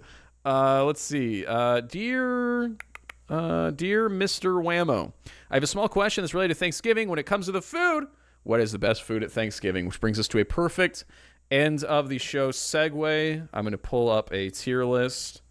While I pull up the tier list, I like to find content for us to do sometimes. And I Googled because I wanted to have a fun fact segment where you reacted, and I looked up terrible Thanksgiving facts, thinking it would be fun, wacky, bad facts. And it was just, this many natives died when Christopher Columbus arrived. This many diseases were brought along. And I went, I don't know why I didn't think those would be what came up when I looked up terrible Thanksgiving facts. Yeah. Okay, here's the categories for the food. I'm leaving if it's not there. That's your S tier. So, like, it's a must-have. Love it. It's okay. I'm good. Won't even look at it. So you've got 5 categories. Apple pie. Now, are we ranking these as foods or as foods at Thanksgiving specifically? Because just an apple pie is already kind of running away, but it is a little less Thanksgiving-y. We'll say just in general. Okay. So, in general, apple. That's right. I'm ranking it a 4.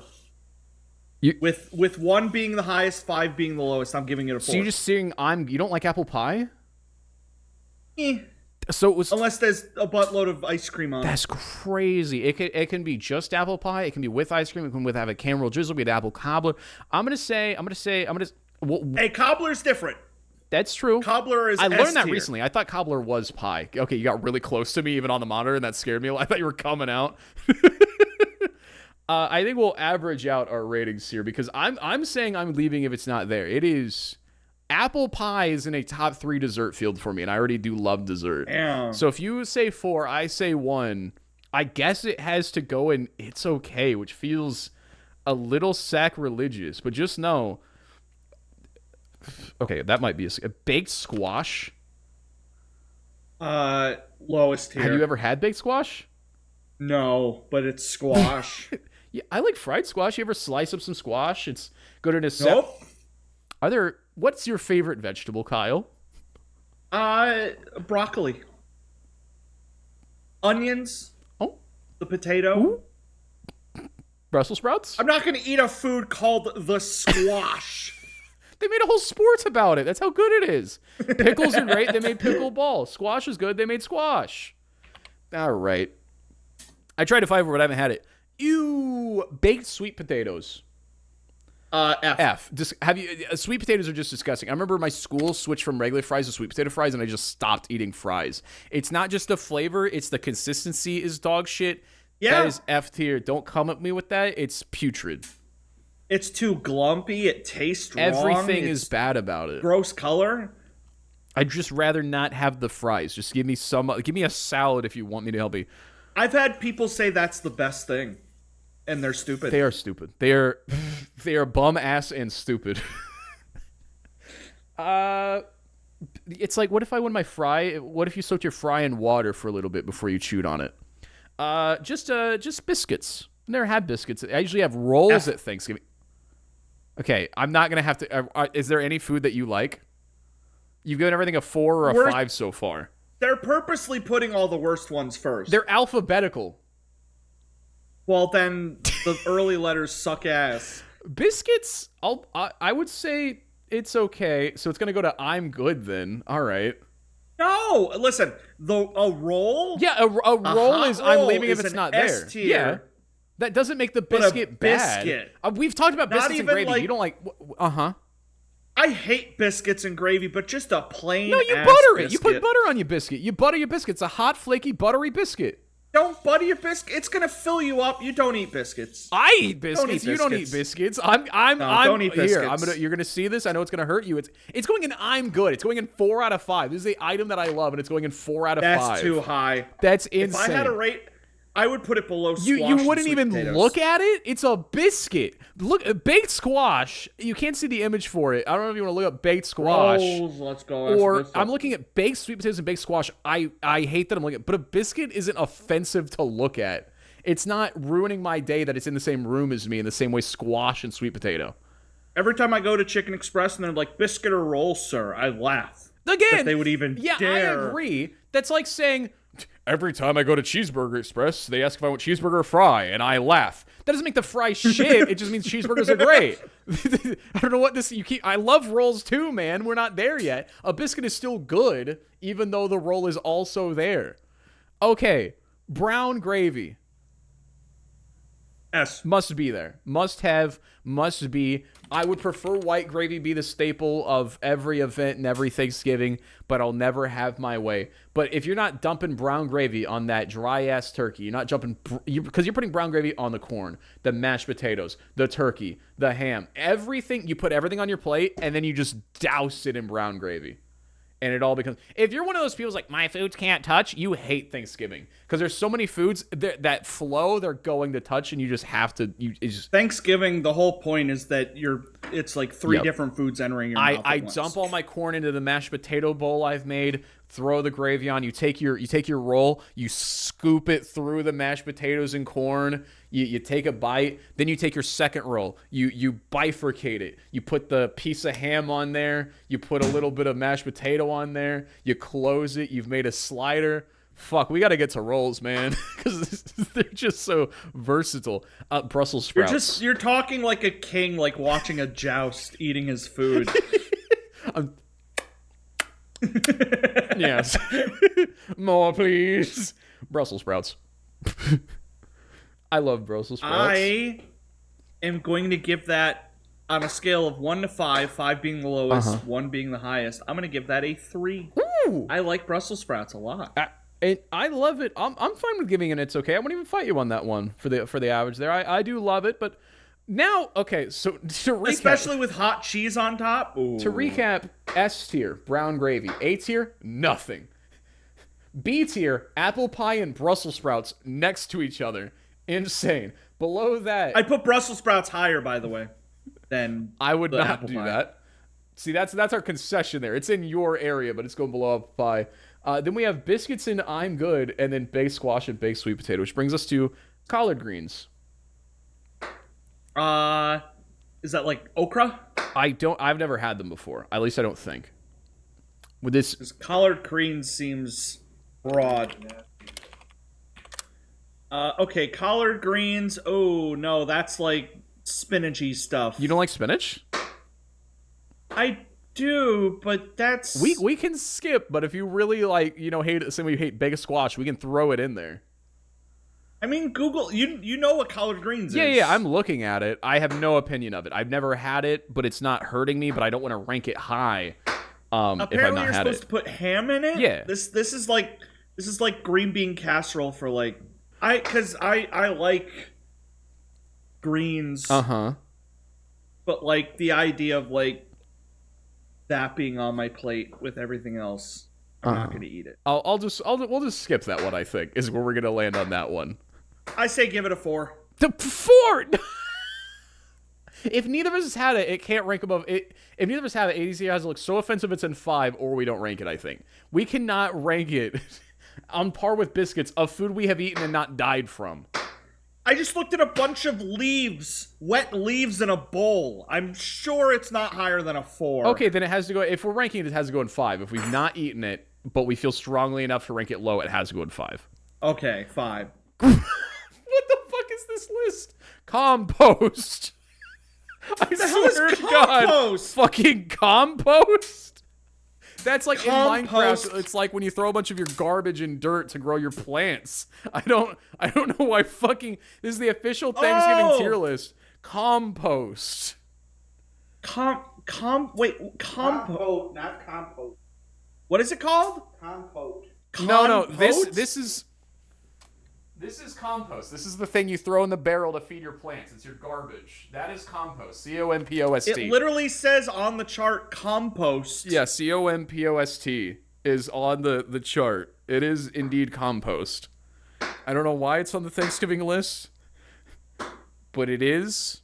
Apparently that's the thing you're supposed to do. Thanksgiving scraps, turn them into compost. Oh, so just the act of turning your food. No, I'm going to turn it into food later more.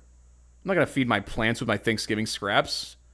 Why is recycling on the tier I'm going to put list? recycling in the F tier. We're just going to agree on that. Give recycling an F. Okay, we talked about it already. Cool Whip.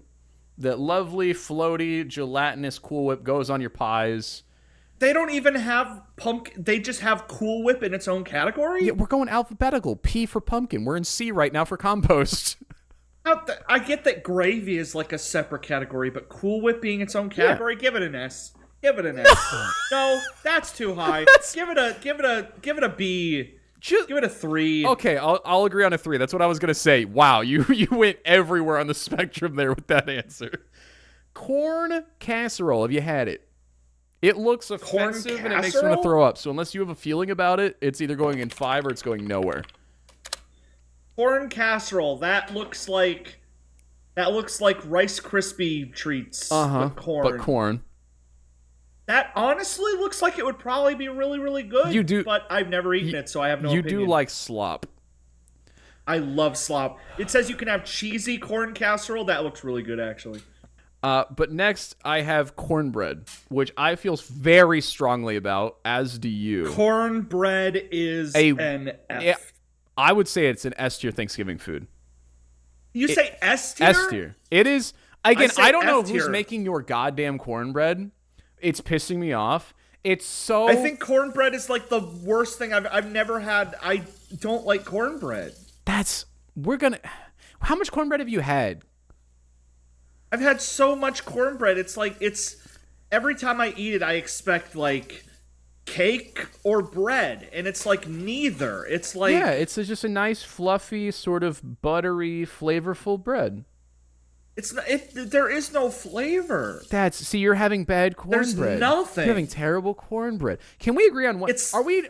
This is why we can't be together on Thanksgiving. We just stab each. We have to eat at separate ends of the table. We've not agreed on one goddamn food so far. So you think F? I would genuinely I would rather eat a buttery biscuit than a cornbread. Well then, because at least that's something. Well then, once again, cornbread is going, and it's okay. All Thanksgiving food is just okay, according to me and Kyle. We now have 4. We have apple pie, Brussels sprouts, Cool Whip, and cornbread are all okay. And then S tier is just gravy. Gravy. I know what I'm eating for Thanksgiving. Just a big old bowl of gravy. Corn. Corn. It's great. There's a funny meme about it. Did you almost look up corn there? I thought you were going to Google corn monitor. Corn on the cob. They creamed corn, regular corn. I'm usually a corn on the cob guy. Creamed corn? Corn cob? It holds regular. the butter better. Holds the butter better. God, I love creamed holds corn. the butter better. Corn. I'd put that in A tier. I'd put that right below I'm S. gonna argue S tier. It is such a necessary texture when you're mixing all your stuff. S tier is just like the peak of the peak, and Yeah. it's not at the peak of the peak. You have a Thanksgiving plate. If gravy's missing, it's not a Thanksgiving plate. If there's not corn between my mashed potatoes and stuffing, I would notice its absence instantly. If you had AI generate the perfect Thanksgiving plate and I didn't see corn on it, I would immediately notice the difference that it was AI generated. There is one Thanksgiving vegetable in the S tier that beats out corn, and you know what it is? All right. I'll let corn be our first A tier then. We can finally put something in A tier. Cranberry sauce. F. Good. Wow. Okay. We share opinions on corn and cranberries. I had 3 coworkers tell me that their favorite thing at Thanksgiving was the cranberry sauce, and I said to their faces, "You are insane." I think that's just gaslighting traditionalists. It's just like those things that you have to validate. It's like, well, my grandparents made it for me for 20 years before their passing, so I love it. It's like, sure, it's probably nostalgic, but it's shit. Half of the people eat it like Jell-O, but apparently you're supposed to melt it and pour it on your turkey. Ugh. Yeah. Either way, it's ugh. Dude, here's how bad cranberries are. The only time people have cranberry juice is if they have a urinary tract infection, and even then they're like cranberry juice. You do? Cranberries and so many juices because it's yummy. It's just the sauce I don't like. Interesting. I feel like if you liked cranberry juice, that you would like cranberry sauce. Interesting. All right. Crescent rolls. Is that rolls? No. This is specifically crescent rolls. Have you had these crescent rolls? They're kind of a Midwest staple. I don't know if they've made it to your neck of Wisconsin, Oklahoma yet. Oh, I hate those. F. Damn. I'm gonna fight for I'm gonna say okay because I've had them all my life. We gotta go. I'm good. I really hate the texture of those. Really? You just hate flaky. You just like doughiness. This is what I keep really running into. hate flaky, and I really like doughy. Buttery flaky I prefer over doughy because every time I eat something like doughy, whether it's a pizza crust or a roll, I can feel it just expanding in my stomach as it hits moisture, and it just feels like there's a lead brick in there. I've never thought about that before, but I think you're right. I think I just hate flaky. Interesting. Yeah, that's where because I'm looking at biscuits and crescent rolls, and I hate I'm cornbread good. Biscuit. Yeah. Which brings us to the dinner roll, the classic trademark Thanksgiving roll. S. Yeah, that is there. I'm not even going to argue with it. It's so versatile. You can make sandwiches. You can drag it. You can eat it first, or you save it for the end. You drag it through all the muck you've left behind. It's good cleanup. Usually, like 2 or 3 times a year, I will buy an entire pack of Hawaiian sweet rolls and just eat them out of the bag, not even cook them. God, green bean casserole. S. I'll say I think because I'm so offended by casseroles, I will just let you rank this. I would go as far to say that green bean casserole might be my favorite Thanksgiving food. If I ate a bite of green bean casserole in the next 20 minutes, I would have to go throw up. Is how much I would not want casserole in my mouth. It's just green beans and cream of mushroom and cream of mushroom. Onions on I don't top. like cream of mushroom. I don't like cream of anything. Get the fucking. I don't want creamed mushroom. That's disgusting. That's why I hate casserole. I don't want creamed chicken. I don't want creamed mushroom. Just give me green beans and onions. It has a savory flavor that blends with the turkey and the ham and the mashed potatoes in such a way that elevates it. My favorite way to make green beans, you throw in some diced onions and some bacon bits. That's fine. You can do that. But why does it have to be a creamed mushroom? Why does it have to be dirt full of fungi in it? It's not a soup. It's green bean casserole has a thickness to it. Yeah, that's the problem. I'd rather have either the soup or the solid. I hate this in between where they're like, what if we made it really fucking creamy and mushroomy? Just make the thing. Just bake some green beans, roast them, throw on all those crunchy bits. It'd be so much better. It doesn't have to be mushy and wet. Not even is it S tier. It is like as high on the list as you can put a thing. My opinion is now going to be validated. I'm made myself angry enough. I will not let this go in S tier. I feel so strongly the other way about it. I let you put apple pie in the 3 tier. As American apple pie. Nobody's ever said it's American as green bean casserole. It's American as apple pie. Thanksgiving is an American holiday, one of the trademark American holidays about Americans doing whatever they want, regardless of the consequences. You can't tell me if you had a plate of turkey and somebody put green bean casserole and a slice of apple pie in front of you that you would rather eat the apple pie. Most people, even people that like green bean casserole, lie themselves. They're not eating an apple pie. A lovely, literally fucking cartoon character. Garfield floats through the air. He develops magical capabilities just to steal an apple pie from a windowsill. Never has Garfield stolen green bean casserole out of a windowsill. I would. I would. Can we get fan art of Cartoon Kyle floating through the air like Garfield towards green bean casserole? I'll let it go in. If that's not an S tier, I will be I'll let furious. it go in love it or it's okay. We've been averaging so far. If we average, it would be an it's okay. I'll let you have love it, but I will be dead in a grave before I recognize green bean casserole. This is why we need to eventually have a guest when we do tier lists to break these ties. Because if we just average, everything's going to be an it's okay because we do not agree on Thanksgiving whatsoever. I will let you have love it. Just green beans. 1, 2, 3, 3. 3. Yeah, okay, good. We needed that. We need that palate cleanser while we had the pitchforks out. Okay. Ham. Just ham. A tier. I hate ham. But at Thanksgiving, you need some meat. You don't have another meat option. Like, I'm not going to be able to pick the chicken. I thought you were going to be one of those people that is like, you like ham better than turkey. No, I've told you. But to just be like, I don't like ham? No, I've told you every week. Ham and turkey, the Christmas and Thanksgiving meats are bad. It should just be chicken. We all agree chicken or fish. When I watched The Bear and they did the 7 fishes, I was like, I had never even thought about fish being an option. Oh my God, I would love fish and chips for Thanksgiving. We should just do fried chicken. We should just fry up, have a rotisserie chicken and some fried chicken, and that'll be our light and dark meat. I would probably put ham above turkey, for sure. But yeah, ultimately, I mean, I'll still go for love it though. I can give you love it. I like to do. You take the slice of ham and then you put the mashed potato in the ham and you roll it. Ew. No, I eat my ham with my hands. Because if you ever try to like slice, I always see people struggle with the fork and knife. I always do, at least. I don't know if that's everyone. I just pick up the whole pieces of ham and just eat them like a child. I refuse the Jell-O salad. I'm already gonna say F. I really don't like that. I recognize that. The second I Googled it, I got like PTSD flashbacks. So what is Jell-O salad? Is it Jell-O and then what else? It's like, I don't know what they mix into it, but it's so grunkly. Ew. And then like they put the thing on top. How do you make Jell-O salad? It's compote.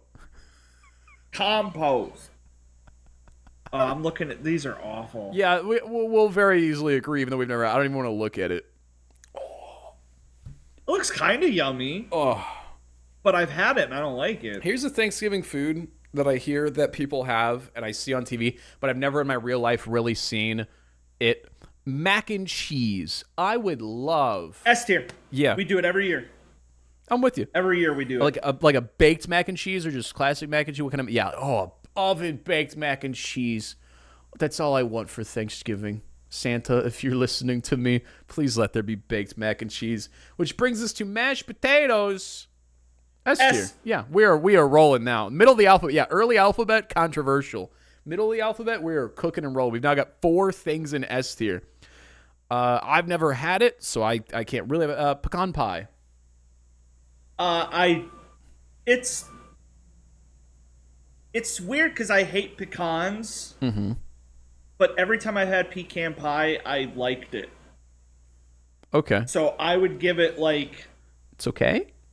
B. One of those things that like I would never actively buy or get, but every time I've had it, I'm like, damn, this is good, and I don't know why. Pumpkin pie. I'm good. I'd say 4 out of 5. It's adequate dessert. I would give it a B. No, I'd give it a B. Okay. I can concede that. It'll stay out of the biscuits and crescent rolls I'm good category. Let's see. Roasted carrots. Yo, this carrot's fat as hell. I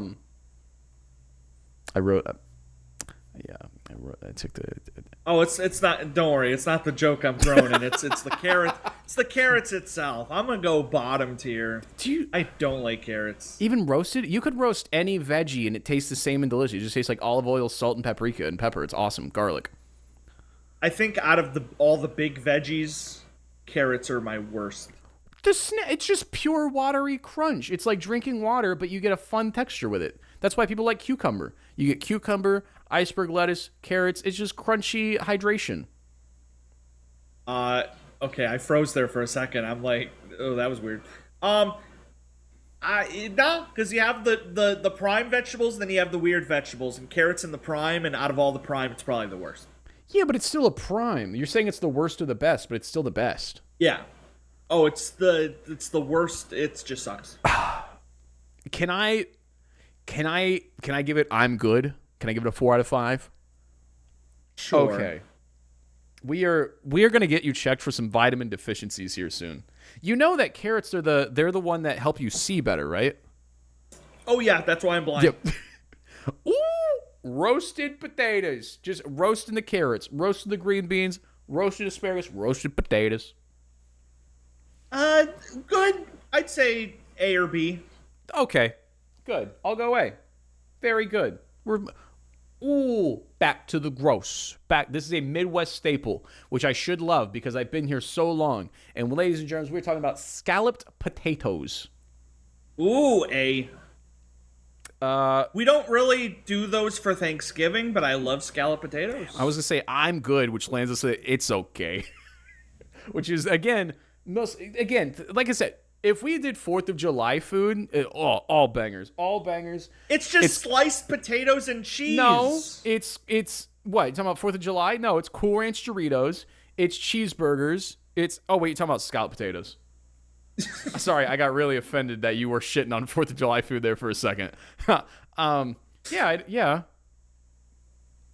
Right. It's good. I'm making the same argument. It's just that. That's all it is.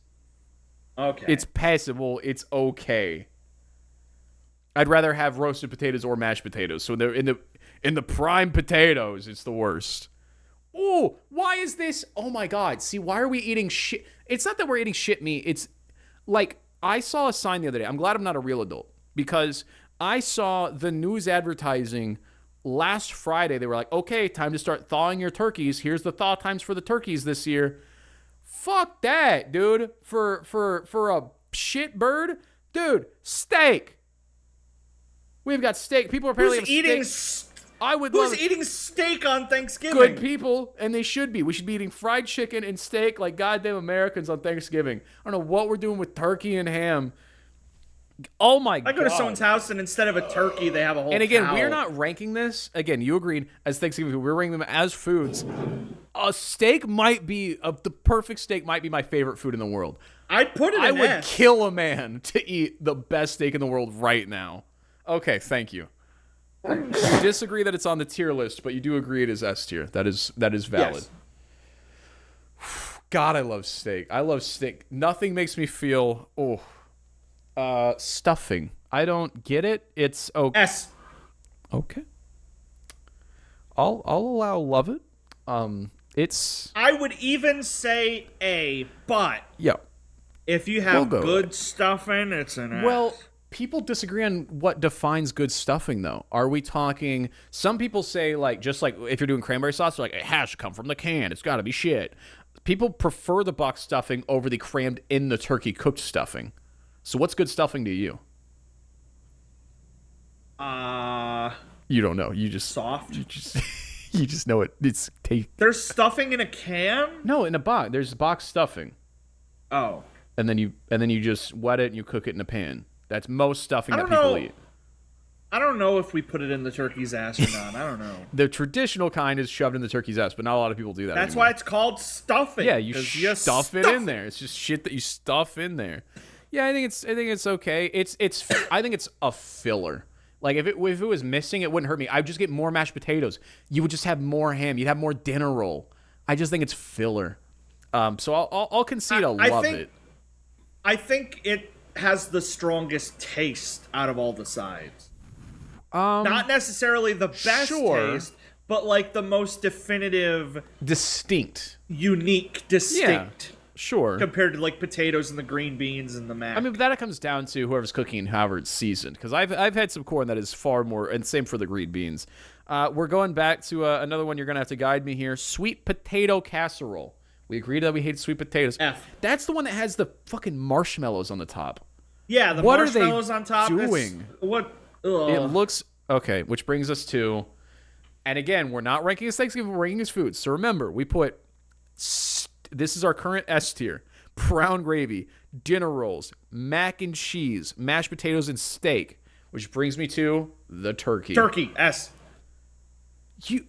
If you go to I like meat. Yeah, but you go to a restaurant, you go to the meat restaurant. They go, "Hey, we got bacon, we got cheeseburgers, we got steak, we got fried chicken. It's finger licking good. We've got turkey, the white and the dark meat. We've got pork sausages." You are going through 12 options before you even think that the turkey is there. You don't even smell the turkey. Just because I don't eat it year round doesn't mean I don't love it. If you loved it, yeah, you would seek it. I love dinner rolls. I seek them out year round. I don't just eat them at Thanksgiving and Christmas. I seek them. I have King's Hawaiian rolls in my house, which you also said this. So if you love it, it would be there. I think it comes down to nostalgia. You were just blind. I was going to say the prep. I think the fact that the turkey is the Thanksgiving meal is because it's the one that takes all the prep. The only reason we have it is It's what did he say? He said the only reason we have it is because it's expected. Precisely! Thank you, Papa Kyle! He agrees it's with an you. expectation. The only reason. but also got a hand. Yes. So with that, I will concede an it's okay. Is that, a B? You can't put that is in a 3 B. out of 5. Tell me. No, that's a 2. Tell me. You walk in, because I use the restaurant metaphor, so you don't have to prep it. You walk in to the meat restaurant. What pick are you picking turkey? They have every meat. It's sausages, lamb. They've got filet mignon. They got baked Alaska. You are not picking the turkey in the top 10 meats. Everything on a Thanksgiving plate is meant to be mixed. So when you mix the turkey with the potato, the turkey with the stuffing, the turkey with the green beans, the turkey with the mac, then it evolves. Yeah, but you can do that with sausage. Sausage is a great mixer. I would even say ham is a better mixer. That's why I allowed ham to be higher. Ham is a much more fluid mixer. It brings so much more to the mixer party. The turkey is just a delivery method. You could just as quickly grab some packing peanuts and scoop up all that food and be like, wow, this is delicious. You just need a solid to grab all your liquid, okay? Which it could be in any form. I'd prefer the dinner roll. You've still not answered the question. You have every meat at the meat store. You're in your top 10, you are not picking turkey. While I'm eating turkey, all I'm thinking of is this is the best thing ever. And then the rest of the year, I'm just like, can't wait for Thanksgiving. Then I can have more turkey. I also am going to pull it. We do have a third opinion here to consider, and that is Papa Kyle's. That is one that says it's expected, one that says it's okay, and one that says S tier, which means it is landing and it's okay. Dana. I hate turkey. It's so stupid. But it landed in a nice B tier. It could have been lower. I do despise it. So we've ranked Cool Whip, but now we have whipped cream. So Cool Whip is in that little tub that you scoop out and plop out, and then whipped cream is the can.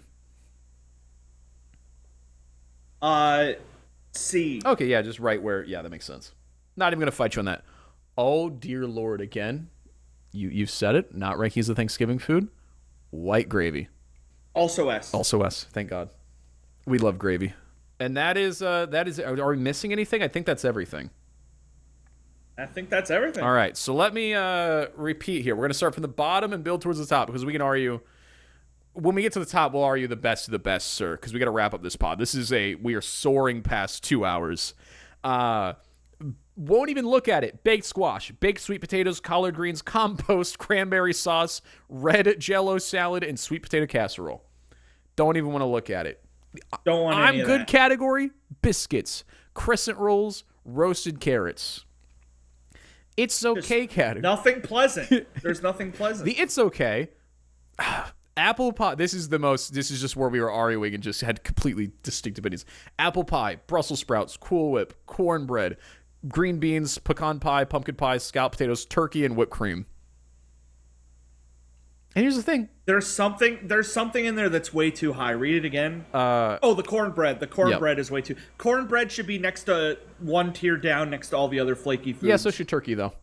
So if I move down cornbread, you have to move down turkey. I'll make that deal. No. You want to make that deal? There's no way turkey would be in. I have eaten the more cornbread in my D-tier. life than I have turkey. And I would do if you put cornbread here and a full prepared turkey right here, I would go to the cornbread. You are insane. So, if you Or want to fuck with my ludicrous. cornbread, I will lower your turkey. I have been more They'll than stay in C tier. All right. Love it category. Corn, green bean casserole, ham, roast potato stuffing. You can feel the elevation there. That is a good tier. And then the Esther, there's 6 options here. Brown gravy, dinner rolls, mac and cheese, mashed potatoes, steak, and white gravy. There's various liquids. And steak. I mean, the liquids are important, again, because it is a mixing holiday. If you're not mixing, you probably don't like Thanksgiving. What would you... Because let's say the best of those 6 is a steak. You would choose a steak over the other 5 any day. But we're saying quintessential of those 6, best Thanksgiving item, what is it? I think you can combine 2 of them. You talking about mashed potatoes and gravy or dinner rolls and gravy? Mash and gravy. Yeah, mashed potatoes and gravy. That is the quintessential Thanksgiving best necessity. That has been the first Whammo tier list. We a couple boys out of Midwest. We have some striking opinions on what sort of cholesterol goes into our bodies. All right, so this week my options are I have to either break the wishbone and win, or win a best 2 out of 3 rock, paper, scissors at the Thanksgiving table. I have to find Dessert with gravy. Yeah, put a dessert in gravy, then consume. Is that a bite or all of the dessert that I'm choosing to eat? Like is it a slice of pie or a bite of pie? We'll say slice. Oh, okay. Thanks, man. Could have been nice. So, and then lastly, take a photo or video of a live turkey, original source live turkey in the flesh in real life. Cool.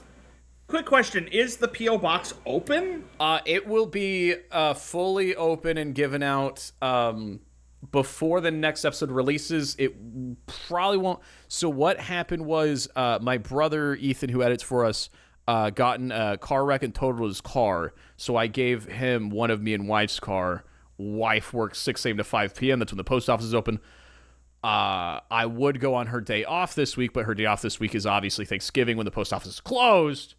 So first thing Monday, I will have it, and I will post it in all of the Whammo places. So it will be released between podcasts and officially on the next podcast. But you guys can start planning for that. That is a full month. That's more than enough to send anything. You can write letters if you want to ask questions. You can send stuff from your bedroom. You can send us your siblings' toys that you're annoyed by. Amazon is a thing. You can direct ship from random places and just put in the PO address. If you have any other questions, you can ask in the email or in the comments anywhere else. Yeah. That is the What Are My Options podcast this week. Another clean 2-hour Thanksgiving-themed podcast episode. Anything else? To any of our viewers outside of America, sorry you had to listen to Thanksgiving talk for an hour and a half because I forgot there's Canadians and Brits and Australians and Chinese. Don't worry. You guys are going to love the Boxing Day Canadian episode come January. You're like, finally. We're just going to drink maple syrup and look at whatever you guys do on Boxing Day. I don't know. Whatever you guys do. Yeah, we'll make it up. We won't research it.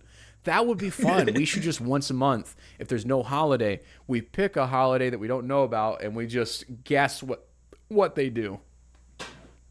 Good idea. But there's lots of comments on. Lots to look forward to. 4 or 5 challenges left. We are tied 8-8. The loser will go to the 4 January podcast shirtless. That is it from me and Kyle. This has been the What Are My Ashes podcast episode, I think, 14. Thank you guys for watching. Good night. See ya. Goodbye. Wow. Try going on the rest of the Olympics, and I won't stop now. Keep your cameras up in the sky for the lightning shots and I pan back down. I never went nowhere. They say an apple's back. Man, just walk out that door. The skull calls me T-Mac. On its audio tracks, I spit my foolish blows. My previews go up and down like a trampoline leash I go.